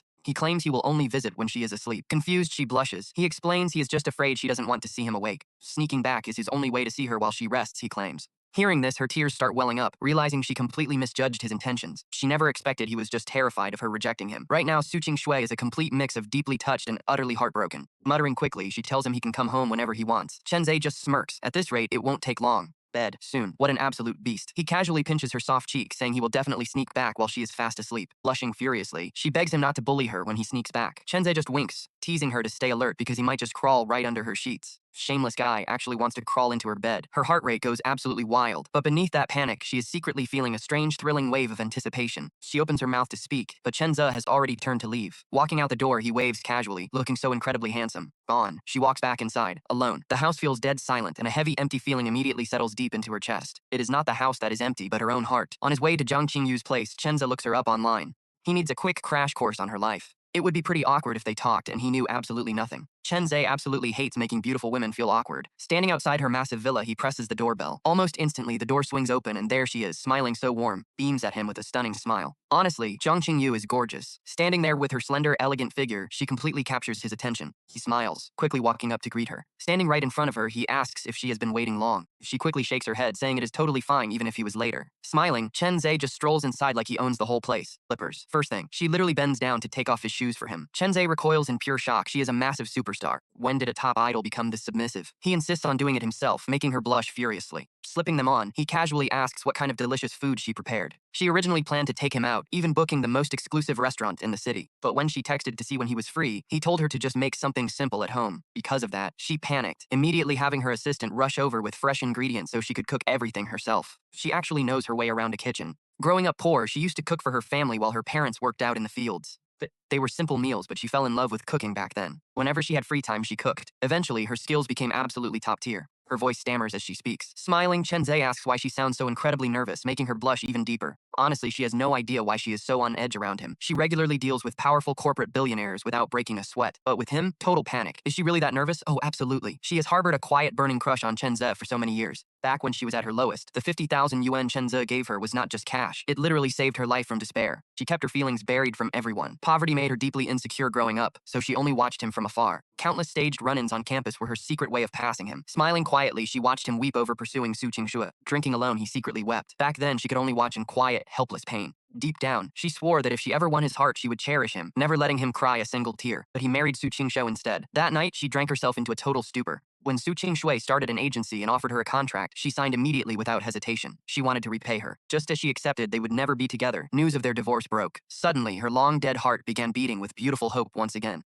Relax, he laughs. I came to eat dinner, not to eat you. She giggles, her face lighting up like warm spring. It is absolutely breathtaking. Feeling much more relaxed now, she leads him straight to the dining room, where the massive table is packed with over 10 different dishes. He jokes, "Are you trying to feed me like a pig?" Giggling, she denies it while he smiles and says 2 or 3 dishes would do. Time? Hearing that, her heart leaps. They can eat together again. She nods eagerly. Down, and she eagerly serves him a piece of fish, asking how it tastes. He takes a bite, and wow. He tells her the food is quite delicious and honestly amazing. Chenze even says with cooking skills like this, Zhang Qingyu could easily capture any man's heart. Well, can it conquer your heart? Zhang Qingyu blurts out. Instantly, regret hits her. She is usually calm. Why did she say something so flirty? Even if she likes Chenze, she needs to stay reserved. What if she scares him off? Is this massive superstar actually flirting with him? Chenze just chuckles. Why use food to capture my heart when your beauty is already enough? She smiles. Zhang Qingyu normally never smiles because life's hardships taught her to bury every emotion deep inside. Entering the messy entertainment industry only made her build a massive wall around herself. She never shares her true feelings with anyone and has 0 real friends to rely on. But right now, his playful words make her laugh. Truly laugh. Her eyes sparkle like they are holding a sky full of stars.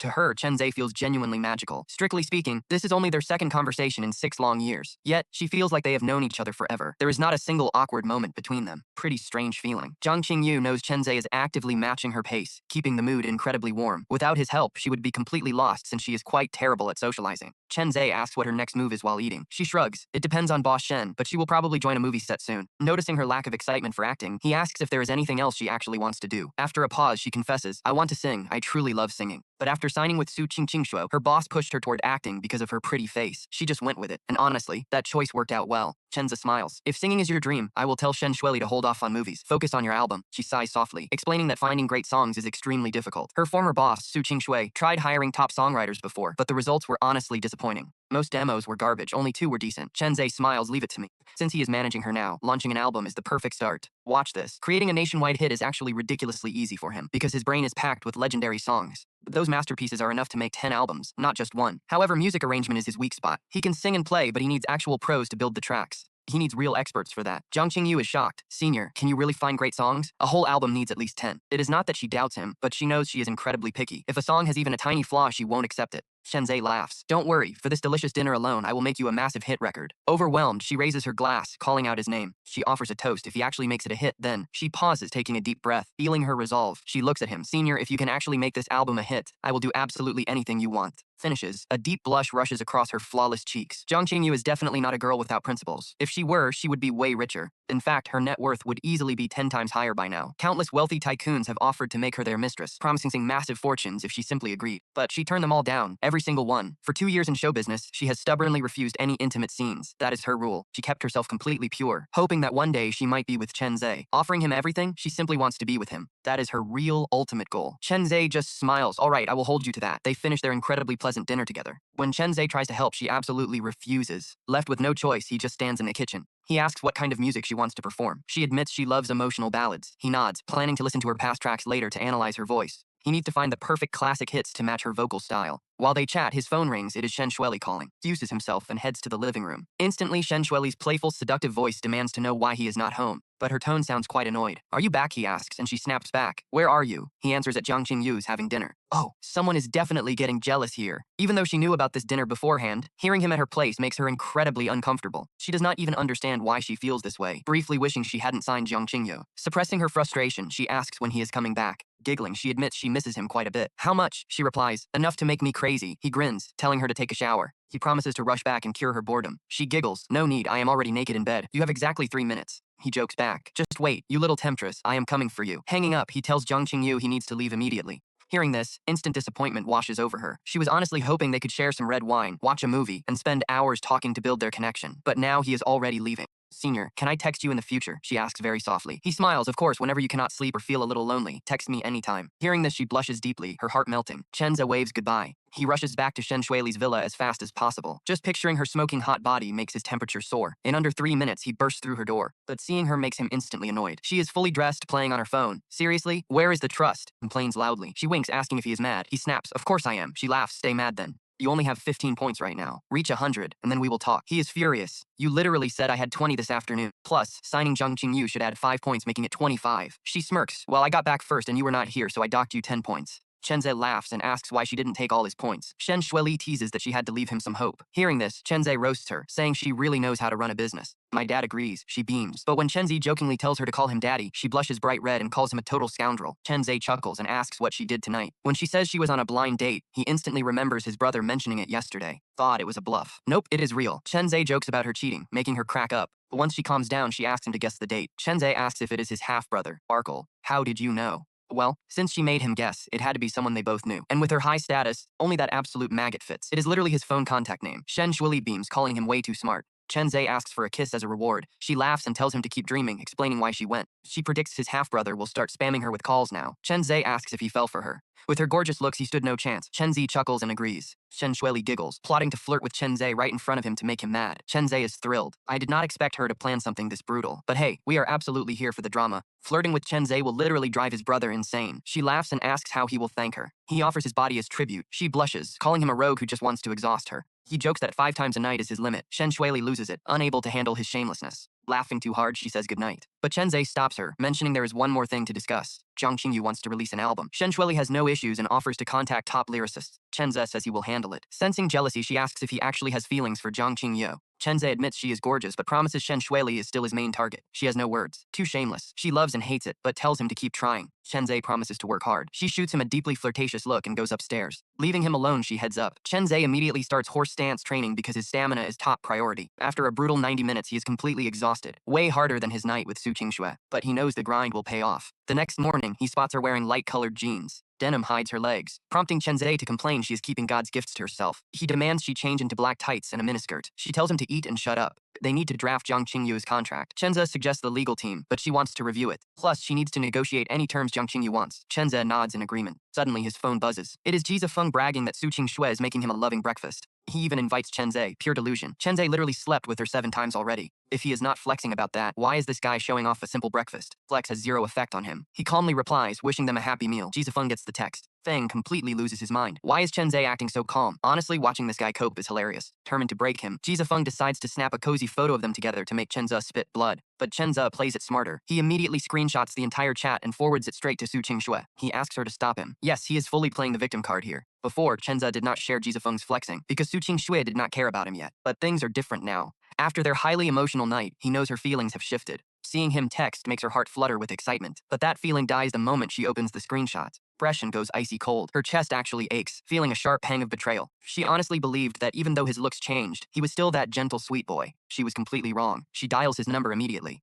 He answers with a sweet tone, but she snaps and demands to know why he texted Chen Zhe. Ji Zifeng freezes. He cannot believe Chen Zhe actually forwarded his texts, but right now he has to find a way to calm her down fast. Ji Zifeng stammers that he only invited Chen Zhe out of kindness, begging her to believe he meant no harm, but Su Qingxue snaps and tells him to shut up because he knew Chen Zhe loved her. He loved her for 7 whole years, and their divorce already left him completely heartbroken. But Ji Zifeng actually had the nerve to send a mocking text. How could he dare do that? Qingxue is absolutely furious, her voice shaking with rage. Ji Zifeng completely panics because he has never seen her this angry before. Stammers back. Qingxue, I knew he loved you for years, but I really didn't know the divorce devastated him. I thought it was just a contract marriage, and I only invited an old classmate to breakfast. Point. Ji Zifeng knows he absolutely cannot admit the text was a deliberate provocation, even if it kills him. If he confesses, his gentleman image will shatter, and he will lose her forever. Su Qingxue warns him that he is treating her like a fool, and her trust in him is rapidly dropping. The moment his trust score hits 0, he is gone. She tells him to eat breakfast alone and slams the phone down, leaving Ji Zifeng absolutely furious. He wants to scream and ask who she actually loves. She claims to love him, but everything she just said makes it sound like Chen Zhe is the one who truly owns her heart. But he does not dare to ask. Her final warning carries a dangerous vibe, and he knows he cannot afford to push her any further.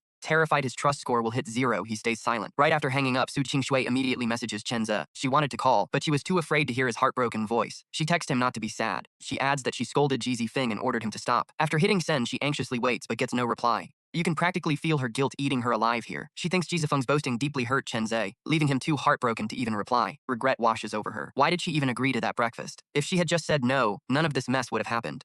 Thinking about this makes her remember the mocking text Ji Zifeng sent to Chen Zhe. The rage she barely managed to suppress flares right back up, and she suddenly has a massive urge to slap Ji Zifeng across the face. Seeing her message, he just laughs. His act last night worked like a charm, leaving Su Qingxue drowning in intense guilt. That is the only reason she is explaining herself and scolding Ji Zifeng. Shen Shuili asks what he is laughing at, and Chen Zhe chuckles. Nothing, just Ji Zifeng sending me a text to provoke me. I immediately forwarded his boasting straight to Su Qingxue. By the way, that greasy guy messaged me yesterday too, and you would not believe how disgusting he is. Confess to you? Chen Zhe asks, totally ready for gossip. She sighs, way worse, he sent me a photo showing off his gross chest hair, then immediately unsent it. Then he acted innocent and claimed it was an accident. Honestly, if I did not want to toy with this idiot, I would have blocked him instantly. Chen Zhe absolutely loses it and laughs out loud. He knew Ji Zifeng was a manipulative snake, but this is pure brain-dead behavior. He plays the devoted lover to Su Qingxue while trying to flirt with Shen Shuili on the side. Too bad Shen Shuili is not a desperate pushover like Su Qingxue. She smiles, wishing she could fast forward to the moment Su Qingxue finally unmasks that greasy clown. Going to be so satisfying to watch, Shen Shuili says with a grin. Chen Zhe smirks, asking how satisfying, earning him a sharp glare for being a shameless flirt.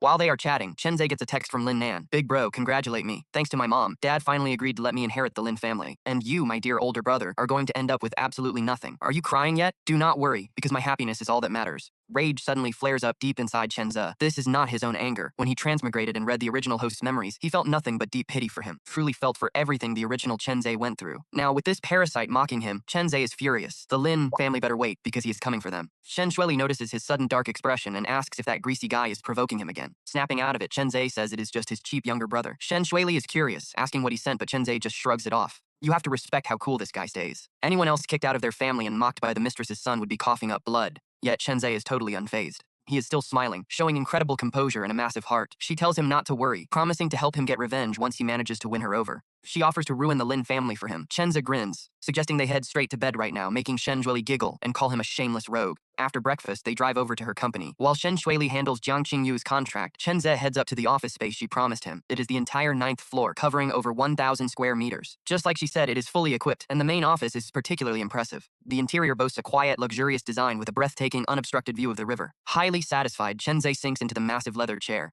Looking out at the river, he pulls out his phone to browse job recruitment apps. It is time to hire. He is launching a food delivery business. 100 million yuan is a drop in the bucket for a massive startup, but it is plenty for the initial phase. Once things are running, he can secure more funding. Plans his next moves, his phone rings. The caller ID shows Chen Qingshan. Searching his memories, Chen's recalls this guy was a decent friend from college. He picks up, hearing a familiar yet distant voice asking what he has been up to. Chenza smiles. Just keeping busy. What made you call me today? The guy sheepishly asks for a favor, admitting he is completely broke and needs a job. When Chenze asks about his skills, he sighs and says he writes code. Chenze's eyes light up. This is unbelievably lucky timing since he desperately needs coders to build his delivery app. Still, he keeps his cool. He tells him to head over to the 39th floor of Jinggang Tower. The guy agrees instantly. Half an hour later, a young man arrives at Chenze's office. He wears a classic plaid shirt and has slightly thinning hair. Chenze stares at him for a moment, successfully matching his face with the memories of his old classmate. Long time no see, Brother Zhe, Chen Qingshan says with a smile. Chenze nods, then casually asks what happened to all that thick hair he had back in college. Do not ask. That is what 3 years of coding does. Chen Qingshan sighs, adding that Chen Zi still looks handsome. Chen Zi laughs and asks what is going on. Chen Qingshan sighs gloomily, asking if Chenze remembers Ji Bo Chang. Chenze asks who that is, and Chen Qingshan explains he was the classmate who always hung out with Ji Qingfeng.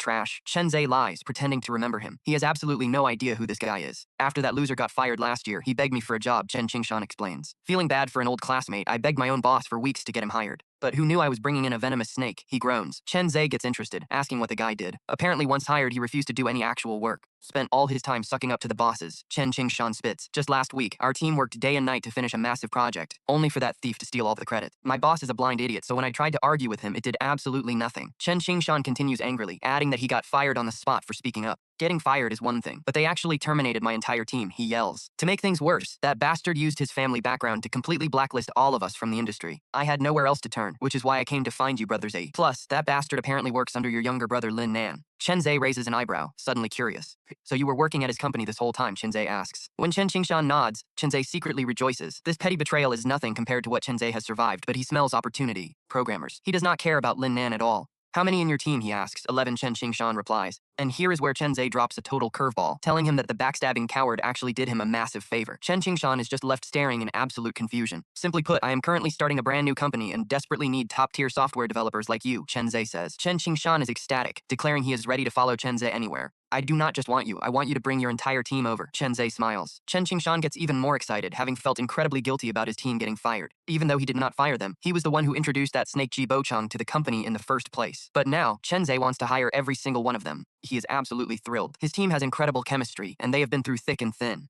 Getting to work with them again is a total dream come true. Working together again would be amazing, but things are about to get even better. Chenze looks at him and asks what his monthly salary was at his previous company. 20,000. Chen Qingshan answers honestly. Good, I will pay you 50,000, Chenze says, making him the head of the tech department with potential company shares if he performs well. Chen Qingshan's heart nearly stops from the shock. His face flushes red with intense emotion as he looks at his friend, telling Chenze that words cannot even describe his gratitude. You are literally my father from now on, he cries. Chenze laughs, telling him to get lost since he does not want a giant son, while Chen Qingshan wipes away his tears of relief. Chen Qingshan nods as Chenze spends 30 minutes laying out his master plan. By the time Chenze finishes explaining, Chen Qingshan is left completely blown away. Scalp goes numb, just thinking about the scale. If this software actually goes nationwide like Chenze plans, the sheer commercial value of this project will reach an absolutely astronomical figure. Earlier, he was just incredibly grateful for the job security and the massive pay raise, but he was also a bit nervous about whether Chenze actually knew what he was doing. I mean, wouldn't you feel the same? He literally feels like he is about to witness the birth of a legendary tech giant, and the excitement makes his blood pump, totally fired up. So Brother Z, what do you need me to do first?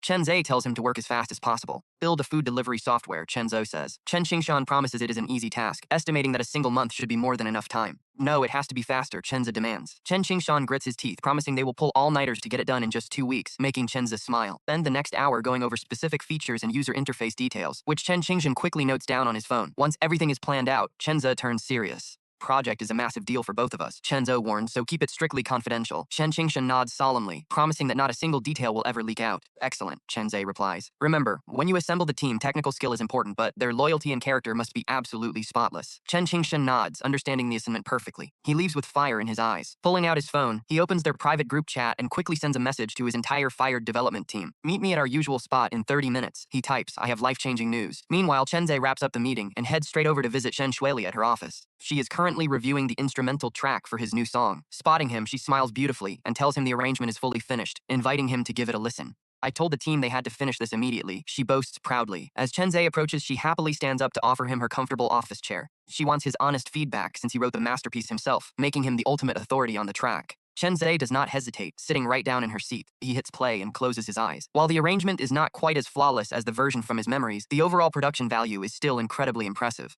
He rates it a solid 90 out of 100. Shen Shuili holds her breath, asking what he thinks, and when he nods approval, she eagerly asks if they can record. We can, Chen Zhe nods. She practically squeals with excitement, dragging him straight toward her company's private recording studio, which is packed with professional audio gear. The setup looks incredibly professional. After a brief chat with their chief engineer, Sun Shiji, Chen Zhe slips into the soundproof booth and puts on his heavy studio headphones. Giving a thumbs up through the glass, he waits for Sun Shiji to cue the track. As the instrumental swells, Chen Zhe sings with effortless perfection. How did it sound, teacher Sun? Shen Shili asks eagerly. Sun Shiji is practically shaking with excitement, telling her that Chen Zhou has an incredibly high level of talent. Vocals are easily on par with seasoned professionals, boasting a rich, unique tone. Honestly, with his striking looks and raw vocal ability, he could easily become a superstar. With talent like this, he is guaranteed to be a massive hit, the engineer praises. Hearing this, Shen Shuili beams with pride, feeling an inexplicable rush of happiness. Should we do another take just in case? She asks. Sun Shiji shakes his head with a warm smile, reassuring her that the first run was already absolute perfection. Get the luggage sorted out quickly. In the afternoon, tell the promo team to start teasing that fantasy drama trailer online with this new song.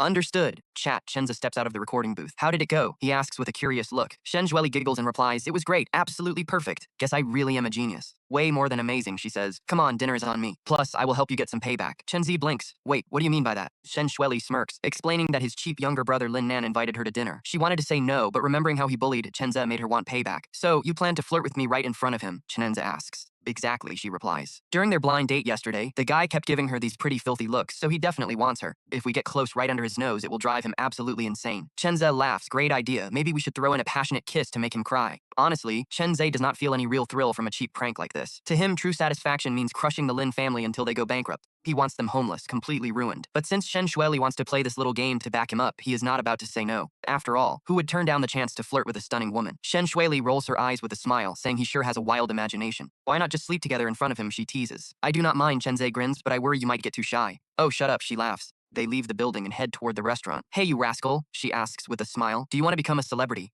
Why does everyone keep asking me that? He replies. Shen Shueli looks at him suspiciously. Wait, did someone else ask you already? She wonders. Su Qingshu asked me yesterday, Chen Zhe admits. Her heart drops instantly. You did not write a song for her too, did you? She asks. Chen Zhe nods, confirming he made one for her too. Instantly, jealousy flares inside Shen Shueli. It feels like someone just stole something that was supposed to be hers alone. Bitter taste in her mouth is pretty hard to ignore. Why did you write her a song? She demands. She divorced you for another man, so why help her? Do you still love her? She asks. Chen Zhe laughs, asking which of her eyes saw him still in love. Well, if you do not love her, why write it? She snaps. Because I want to sleep with her, he says bluntly. Guy is honestly shameless, saying something so wild with a straight face. She wants to argue, but she realizes they are only friends. She has no right to control him. Still, staying quiet makes her feel incredibly frustrated. It is a strange, bitter irritation. Hearing that he wants to sleep with Su Qingshui somehow makes her feel totally betrayed. Following her anger, she asks what is really going on between him and Su Qingshui. It is just a complicated mess, Chen Zhe shrugs. Why did you write her a song out of nowhere then? She pushes. Well, because you sent her my other song, and she got pretty jealous, he replies. Shen Shueli freezes, suddenly wanting to slap herself. She was so incredibly stupid. Why did she have to provoke Su Qingshuo in the first place? Even if Su Qingshuo does not love him, she is still extremely possessive and their lifelong rival. Knowing Chen Zhe wrote a song for her, Su Qingshui was bound to demand one too. Shen Shueli is drowning in regret now. Guess she cannot just use anything to trigger her rival anymore.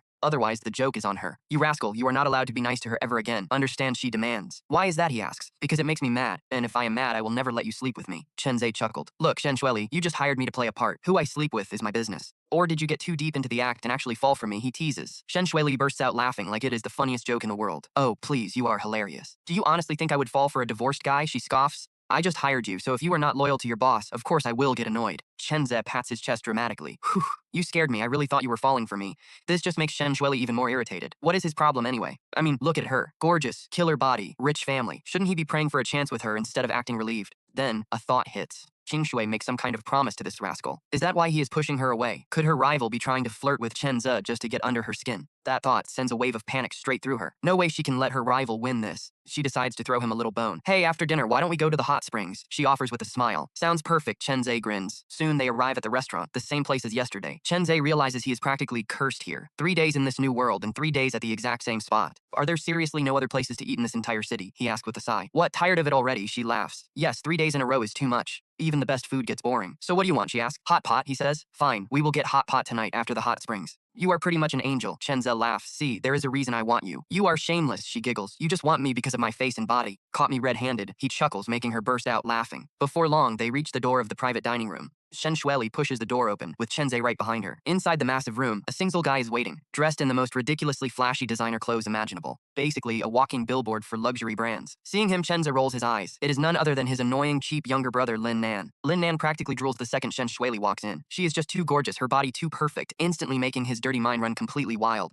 He swore to claim her the moment they met yesterday. Suppressing his excitement, he starts to greet her, but then his eyes land on Chen Ze standing right behind her. Freezes. Why is this trash here with her? He immediately wants to kick him out. Who does this trash think he is, trying to sit at the same table? But with Shui watching, Lin Nan forces a fake, bright smile instead of causing a scene. Long time no see, brother, he says. Chen Ze completely ignores him, pulling out a chair directly opposite. Lin Nan instantly seethes inside. How dare he? A family outcast ignoring him is just begging for trouble. You are still as dramatic as ever, brother, he laughs, turning to Shui to offer her the menu. Hey, what do you feel like eating? She asks Chen Ze with a sweet smile, ignoring Lin Nan entirely. Anything is fine, he nods, letting her choose. Lin Nan completely loses his mind. Like, how is this even fair? He is the sole heir to the Lin group now, while this absolute trash was kicked out of the family ages ago. Why is Shui being so sweet to him? Loser still using the Lin family name to scam people? Otherwise, why would Shui treat him this well? No way. He has to expose this trash right now. He fakes a sigh. Brother, are you still mad at dad for throwing you out? Lin Nan is sure that after making things this clear, Shui will dump Chen Ze instantly. Sure enough, Shui looks at Chen Ze in shock, asking, you were kicked out? Chen Ze just rolls his eyes at this idiot. Chen Ze did not know what he was up to. Lin Nan fakes a gasp. Wait, Lily, you did not know? She says, I did not. If I did. Before she can even finish, Lin Nan eagerly cuts in. Lily, if you knew, what would you have done? Shui blushes and fires back. I would obviously spoil him even more. She smiles. Come here, Chen Ze, baby, let me hug you. Chen Ze grins, boldly grabbing her slim waist and pulling her soft, sweet-smelling body close. Shui shivers slightly, leaning close to his ear. Angry and embarrassed, she whispers, you jerk, do not touch me like that in front of people.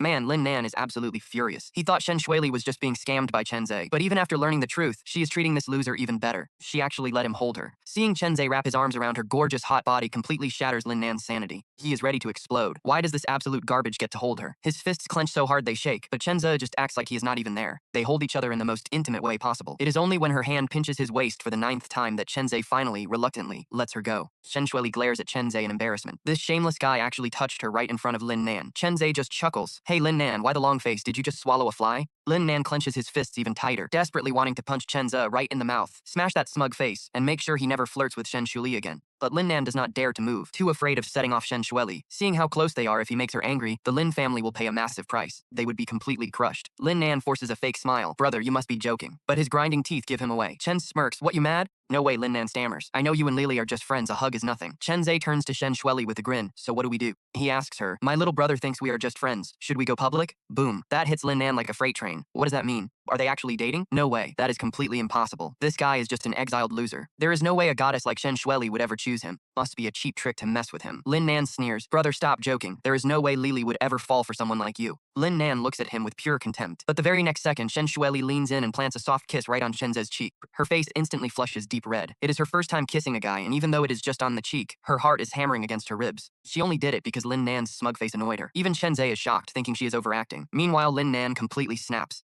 Eyes burn with pure rage. He is losing it. He never expected her to kiss this trash. Why does this trash get her? It is not fair. Seeing his misery, Chen Ze just chuckles. Oh, you think this is bad? Watch this. Right under Lin Nan's furious glare, Chen Ze pulls her onto his lap. Lin Nan's eyes bulge out of his head. He is utterly paralyzed with shock, his jaw literally hitting the floor. But then a wave of blinding fury erupts. He roars out, you bastard, let go of Lily. But Chen Ze just scoffs and kisses her deeply. Completely broken. His goddess is being kissed by this absolute scumbag. And it looks like Chen Ze is not holding back at all. But Shui is even more panicked. Her first kiss stolen by this shameless rogue. He is actually making out with her right in front of everyone. How does he dare? She completely freezes. An electric shock runs through her entire body, leaving her tingling. It feels incredibly strange, yet somehow thrilling. Chen Ze's not panicking at all. He is actually excited, amazed by how soft her lips are. Feeling is pure bliss, completely different from when he kissed Su Qingxue. He originally just wanted to trigger Lin Nan, but now, that petty plan is the last thing on his mind. Right now, he just wants to steal all her breath. They kiss for what feels like eternity, until a sudden sharp pain on his tongue snaps him back to reality. He pulls back, only to see her staring at him with tears teary red eyes. She looks incredibly hurt and vulnerable, completely breaking his heart.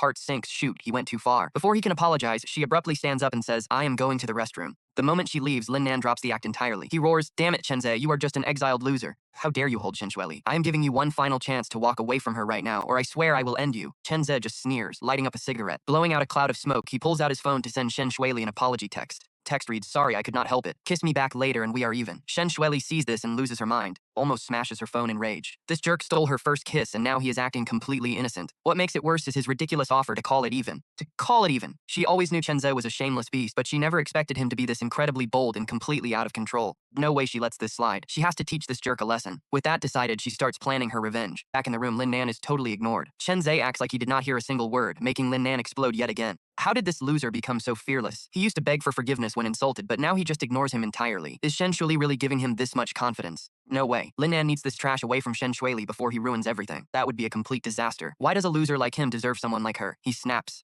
Speak up. Chenz calmly tells him to get closer because his hearing is bad. Get away from her. Before he can finish, Chenz delivers a massive slap. Back on Earth, this garbage would be dead. Meanwhile, Lin Nan clutches his head in absolute pain. Ignoring the agony, he leaps up to attack. But one look from Chenz instantly freezes him. Cold, sharp, and terrifying. One wrong move and he will be torn to shreds. Totally terrified, he backs down. Get out, Chenze growls. Lin Nan flees like his life depends on it. Chenze just scoffs and continues smoking. When Shenxueli returns and finds him alone, she asks if Lin Nan left. Chenze explains that the trash insulted him. He claimed you were his, so I smacked him. By now, she is totally immune to his shameless behavior. She shrugs it off and promises to handle any revenge. Chenze stares at her, actually feeling a little touched. You are the best, let me hug you. She snaps, still mad about that sudden kiss. Chenze chuckles and grabs her hand. Her hand is incredibly soft. She prepares to yell, only to realize he is caressing her fingers. Flustered, she pulls away, gently pinches her cheek and blows smoke right into her face, sending her heart into overdrive. See? That is real shamelessness, he laughs, letting her go. She is left utterly stunned. Normally, she would smash an ashtray over his head. Nobody has ever dared to tease her like this before. But why does she find him so handsome? Honestly, his intense gaze has her heart beating way too fast. What is going on? While she dazes out, Chenze puts out his cigarette, asking when the food arrives. I will check, she says automatically. But once outside, she blinks. Wait, she is the wealthy young lady of the Shen family. Why is she serving him instead of the other way around? Still, she forgives him since he recorded that theme song.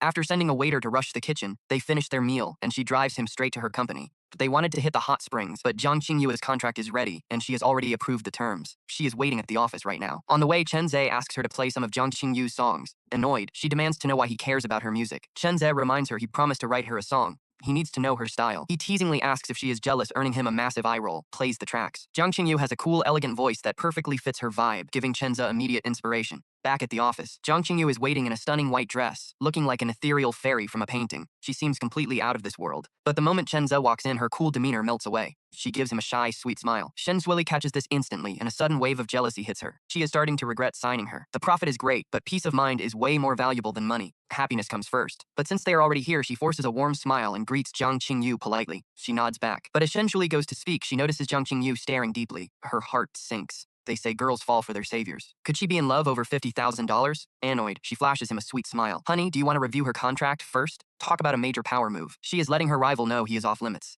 Hearing her call him honey, Jiang Qingyu turns completely pale, her body trembling. Divorced Su Qingxue. How could he be with Shenxueli already? When did they even start dating? She deeply regrets not confessing her feelings last night. If she had, things would be completely different. Meanwhile, Chenze is totally annoyed. He realizes she is just using him to make Jiang Qingyu jealous. If she thinks they are together, his chances are ruined. He wants them both, plain and simple. Cannot let this petty game ruin his shots with either beauty. Glaring at Shenxueli, he warns her to stop. Chenze laughs and tells Shenxueli to stop messing around since Jiang Qingye isn't Su Qingxue. Hearing this, Jiang Qingye freezes in shock. Means Chenze and Shenxueli aren't together. Calling him honey earlier was just a petty move to trigger her. Massive relief washes over Jiang Qingyu, erasing her deep sadness. Instantly, she gets incredibly excited, her pale face flushing with pretty color. It feels like losing a priceless treasure only to find it again. But while she is thrilled, Shenxueli is pretty annoyed. She never expected this jerk Chenze to expose her lie. It is so irritating. She gives him a sharp glare. With a tense smile, Shenxueli says, Sorry, Qingyu, I forgot you aren't Su Qingxue. Jiang Qingyu smiles. It is fine, Director Shen. Can we sign the contract now? She nods. Once signed, Jiang Qingyu reaches out her hand. Please look after me, Director Shen. Shenxueli smiles back. Don't worry about a thing. Studio is already being set up, so rest for now. Jiang Qingyu nods, then gives Chenze a pretty shy smile. Chenze, can I buy you a coffee?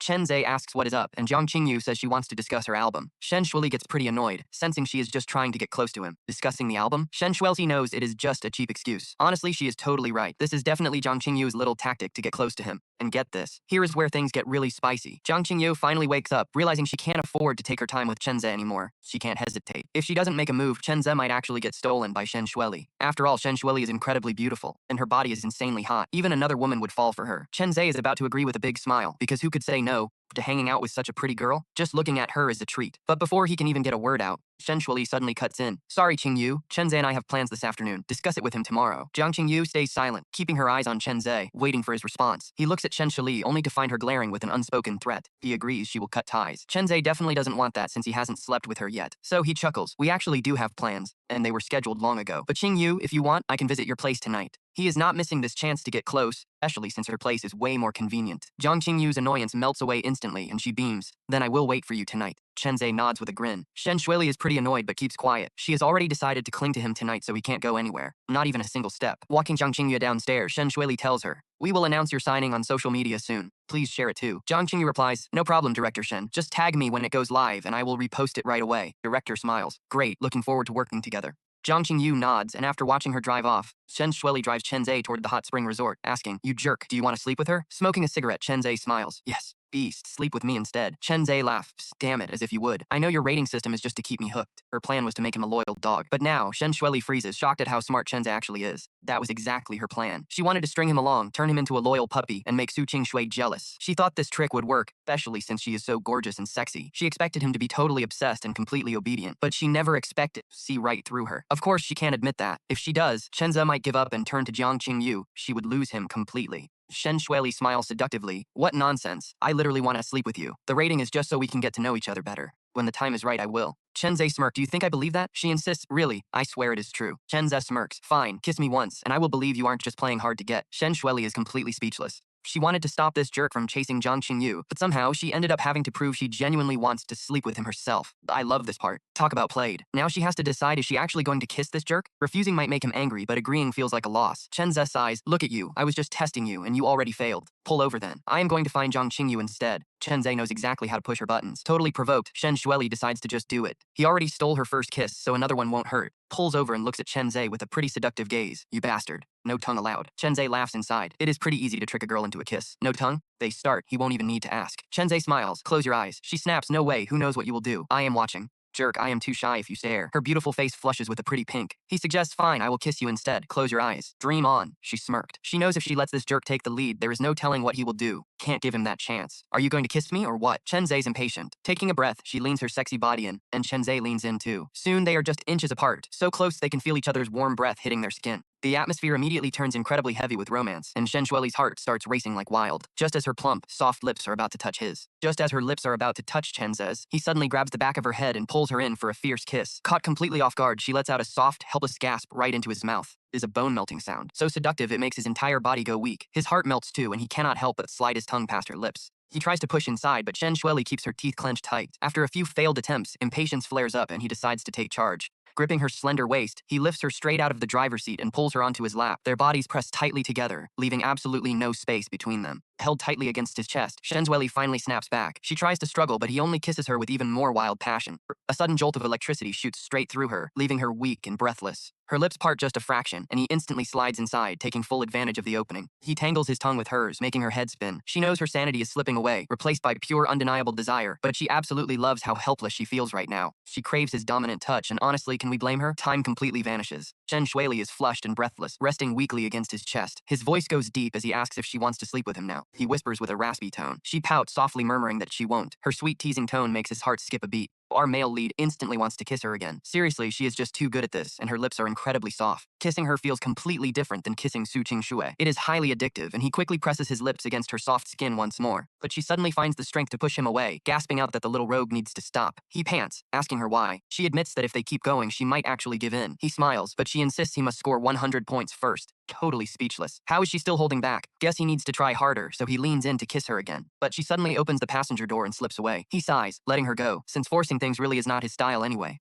Besides, they are headed to the hot springs. A few clever moves in the water, and she will be his. Soon they arrive. She proudly explains that her family owns this ultra-private resort. He grins, asking if they will be sharing the same pool. Her face turns bright red as she nods, still thinking about that intense kiss in the car. He laughs, calling her incredibly generous. She warns him not to try anything funny. He playfully asks if she really thinks so poorly of him, flashing a wicked grin. With a giggle, they step out of the car. But right as they are about to walk inside, an unwelcome voice ruins the mood. An annoying voice ruins the moment. And yep, of course it is him. Why is this guy always around? Sure enough, Ji Qingfeng is standing right there. And to make things worse, Su Qingshui is right by his side. They are with another girl wearing sunglasses. Su Qingshui looks thrilled to see him, but her face drops when she spots Shen Shuili. Instantly, jealousy flares up. She assumes Shen Shuili dragged him here, since there is no way he would visit a place like this alone. Chen Ze gives a dry, fake smile, agreeing that it is a small world. Ji Qingfeng eagerly asks if they are visiting the hot springs, directs the question to Chen Ze, but his eyes are glued to Shen Shuili, admiring how her tight jeans hug her long, stunning legs. Chen Ze stares at him like he is an idiot, asking if he thinks they came to eat. Undeterred, Ji Qingfeng suggests they all join up. Sighing deeply, Chen Ze says he will not ruin their day, throwing a hurt look at Su Qingxue. Her heart aches, desperately wanting to explain. She did not bring Ji Qingfeng for fun. She is hosting her agency's top singer, who became their biggest star after Jiang Qingyu left. They need to discuss a new album, and she has absolutely no intention of sharing a private pool with Ji Qingfeng anyway. Yet she keeps quiet, terrified of being mocked. She cannot let her rival see how much she still deeply cares about her ex. Sweet smile, Shen Shuili links her arm through Chen Ze's, calling him honey as they walk away. He gladly goes along with it. Su Qingshui clenches her fists, fuming as they walk away. Ji Qingfeng sighs, completely disappointed that his plans of sharing a pool just fell apart. Honestly, he wanted them to join. He was dreaming of sharing a warm, steamy pool with both gorgeous women at the exact same time. She coldly snaps at him to stay outside. Just the thought of him inviting Chen Ze in makes her blood boil with pure anger. To her, he was clearly trying to show off and mock Chen Ze. She cannot believe he had the nerve to try that. Walking inside with her artist, she leaves him completely stunned. Meanwhile, Chen Ze is thrilled to be heading to the hot springs with a beauty, especially since Shen Shuili is an absolute stunner. Even in her simple swimwear, her slender waist and long legs are incredibly distracting. He cannot keep his eyes off her, but she is keeping her distance, clearly on guard. He teases her, asking why she is so far. She laughs, admitting she is just protecting herself from him. He acts hurt, claiming he is completely innocent and pure. Scoffing, she reminds him of who shamelessly kissed her in the car. He just shrugs, telling her that if she feels that way, he might as well go find Su Qingshui. She completely loses it. She spent 100 million yuan just to get teased like this? She glares, daring him to try. But he just shrugs, calmly pointing out that they are only business partners anyway. There is no rule stopping him from visiting his ex. He stands up to leave, making her instantly panic and jump up. She rushes straight over to Chen Ze and grabs his arm in a complete panic. No way is she letting this slide. If Su Qingshui finds out she spent 2 whole months hiring him to play act just to make her jealous, she will never hear the end of it. Chen Ze goes running to her now. Su Qingshui will mock her to death. Shen Shuili absolutely cannot let that happen. Not in a million years. Watching her panic, Chen Ze just smiles. He knew she would try to hold him back. Actually, from this very morning, Chen Ze realized Shen Shuili is just as possessive as Su Qingshui. Sure, using her jealousy to push her buttons is pretty shameless, but it is not like Chen Ze ever claimed to have morals anyway. Chen Ze slides back into the hot spring, letting Shen Shuili breathe a sigh of relief. But as she tries to back away, Chen Ze grabs her arm and pulls her close with a sudden tug. Shen Shuili tumbles right into his chest. Their eyes lock, and she can clearly see the intense burning desire in his gaze. "You absolute jerk. Let go of me right now," she stammers. Scrambles to speak, but her voice is visibly trembling from nerves. Chen Ze just chuckles, leaning in close to whisper in her ear as he blows a warm breath against her skin. That warm breath makes her heart skip a beat. Her cheeks instantly flush a deep, beautiful red, and even her ears start burning. She has to get away from this rogue right now. If he keeps teasing her like this, she is seriously worried she will end up in his bed before she knows it. After all, when they kissed in the car, she felt herself losing all control. Sanity was slipping. Dead silence. Just as she struggles to break free, Chen Ze whispers, "Do not move, Su Qingshui is watching us." She casually glances out of the corner of her eye. Sure enough, Su Qingshui is standing nearby, literally glaring daggers at them. Even though these hot springs are private, the rock barriers are pretty low to keep that natural outdoor vibe. Stand up and you can easily see right into the next pool. Realizing this, Shen Shuili stops resisting. Instead, she wraps her arms around Chen Ze's neck with a sly smile, bringing her lips so close they are almost touching his. From a distance, they look exactly like they are kissing. Oh boy, you can practically hear Su Qingshui's blood boiling right now. She is absolutely furious, wondering how that girl dares to touch her man, and why Chen Ze is not pulling away. Why is he letting her do this? Are her own lips not soft enough? If he wanted a kiss, why did he not come to her? Just then, Shen Shuili pulls back and throws a smug look right at her. Qingshui is ready to spit blood. No more games. She knows Shen Shuili did that on purpose, but that does not even matter anymore. The point is, she cannot take this teasing for another second. No matter what, she is dragging Chen Ze away from her today. Making up her mind, Su Qingshui climbs right over the rock wall and confronts the two of them. "Oh, Su Qingshui, did you want to join us?" Shen Shuili asks with a cheeky grin. Leaning, Qingshui demands Chen Ze to come with her. But Shen Shuili snaps back. "You are divorced. What right do you have?" Su Qingshui yells, "Shut up. I am not talking to trash like you." Even after being called trash, Shen Shuili just smirks. She knows her flirtatious behavior with Chen Ze has completely triggered Su Qingshui, making her lose all her self-control. Normally, Su Qingshui is too well-bred to use such language, but this is exactly what Shen Shuili wanted, to push her rival completely over the edge. Smiling seductively, Shen Shuili says she is indeed a clingy handful. She loves getting intimate, kissing Chen Ze and sharing a bed with him every single night. No matter what, Chen Ze belongs to me now. That is a blatant provocation, and Su Qingshui completely snaps. She grabs Chen Ze and drags him right out of the hot spring.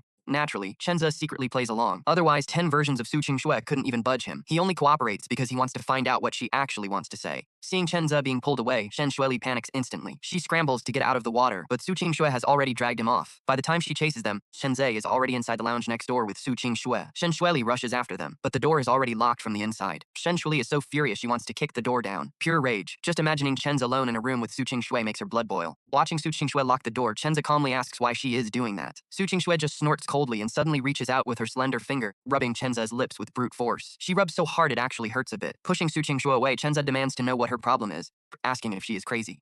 Why did you let her kiss? Oh, that Chenze gives Su Qingxue a pretty meaningful look, but plays the victim card, saying he really wants to kiss her but she won't let him, making her completely explode, calling him a total bastard. Wait, did she actually just say that? Is Su Qingxue losing her mind over Shen Shuili? An incredible chance like this is something Chenze is definitely not going to pass up. Qingxue blushes deeply, saying she will let him kiss her only if he leaves Shen Shuili. Wait, a condition? Chenze is instantly annoyed. She did not play hard to get with any of those rules, so why is Su Qingxue making things so complicated? Forget it then, Chenze replies quite casually, knowing he is close to winning Shen Shuili over. Walk away? Pure insanity. Of course he wants her, but he wants to fully possess Su Qingxue, not just steal a quick kiss. He really craves her body, especially those pretty white, sexy legs he can never stop thinking about. But trading Shen Shuili for her feels like a total death sentence to him. Qingxue is furious now. She literally offered herself to him, yet he still refuses to leave his rival.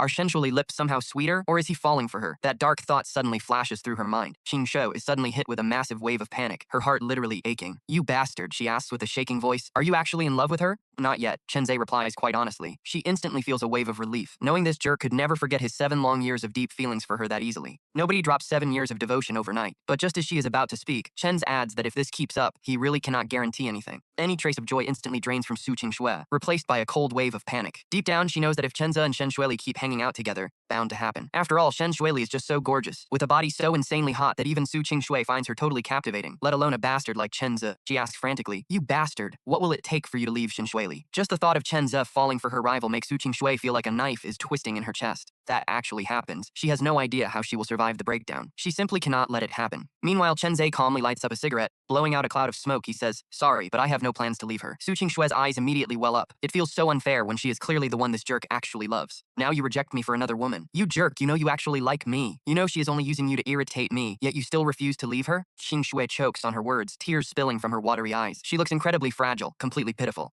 Why does seeing Su Qingxue cry get him excited? Is he some kind of freak? Chenze curses himself, but his hands are already pulling Su Qingxue onto his lap by her waist. He tells her, all right, stop crying. She snaps back that she will cry all she wants, since he does not care anyway. Though her tearful tone sounds pure spoiled, Chenze changes the subject, asking why she came instead of Ji Qingfeng. Instantly distracted, she quickly explains she did not bring him. She brought an artist, Ji Qingfeng just followed, and she never wanted to share a bath. Chenze acts skeptical, making her protest she is not lying. Insisting she never let Ji Qingfeng touch her, she managed to dodge every single hand-holding attempt. Terrified he won't believe her, Su Qingxue gasps out that her first kiss, her first time, everything went to him and no one else gets a touch. Chenzo can only imagine Ji Qingfeng absolutely losing his mind if he heard this. Proving once again, simping gets you nowhere. Simping only repels them. But look at this twist. Chenze stops simping, and suddenly she is the one begging for his attention, keeping her date waiting outside. Chenzi nods. Great job. Hearing his praise makes her bloom. Her heart feels incredibly sweet, like honey. But then Chenza suddenly asks why she is not wearing stockings today. Hand slides up her skirt, fast, shameless. Realizing it, she freezes. Blushing, she tells him to stop. But he just grumbles. What is wrong with touching? She asks if he likes stockings. When he says yes, she blushes and promises to wear them tonight. He grins, asking if he can touch. No way, she snaps. He instantly gives up, making her call him an idiot. But tonight is off anyway. Why? She is instantly annoyed. She literally offered the stockings, and he rejected her to go meet Jiang Qingyu for an album discussion. Qingxue is stunned. Is Jiang Qingyue quitting acting? Chenze explains she likes singing, so he is helping her make a record. Hearing this makes her incredibly jealous. She asks if he is writing songs for Jiang Qingyu, wishing she could tell him to stop.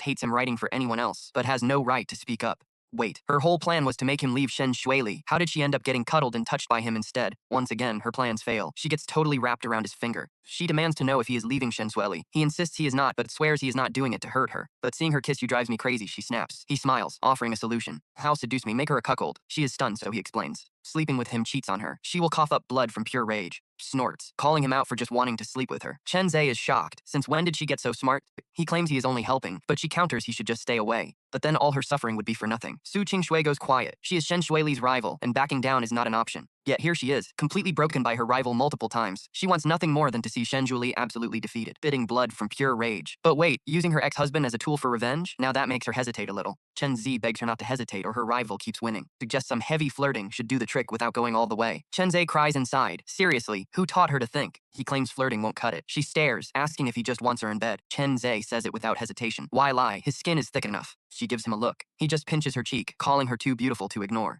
With a body that hot, it would be weird if he did not want her. She huffs, telling the jerk he is not getting anything. She complains she is still sore. He immediately offers a massage, earning a playful punch. Staring at her perfect lips, he leans in, but she blocks him with her hand. He whines for her to let him have a kiss. Desperate face is hilarious. Her rare smile is like melting ice, absolutely beautiful. She giggles, asking how she never noticed his shamelessness during their 3 years of marriage. He pouts. Pride gets you no wife. Her heart sinks, remembering how much the divorce must have hurt him. She starts to apologize, but she cannot even finish.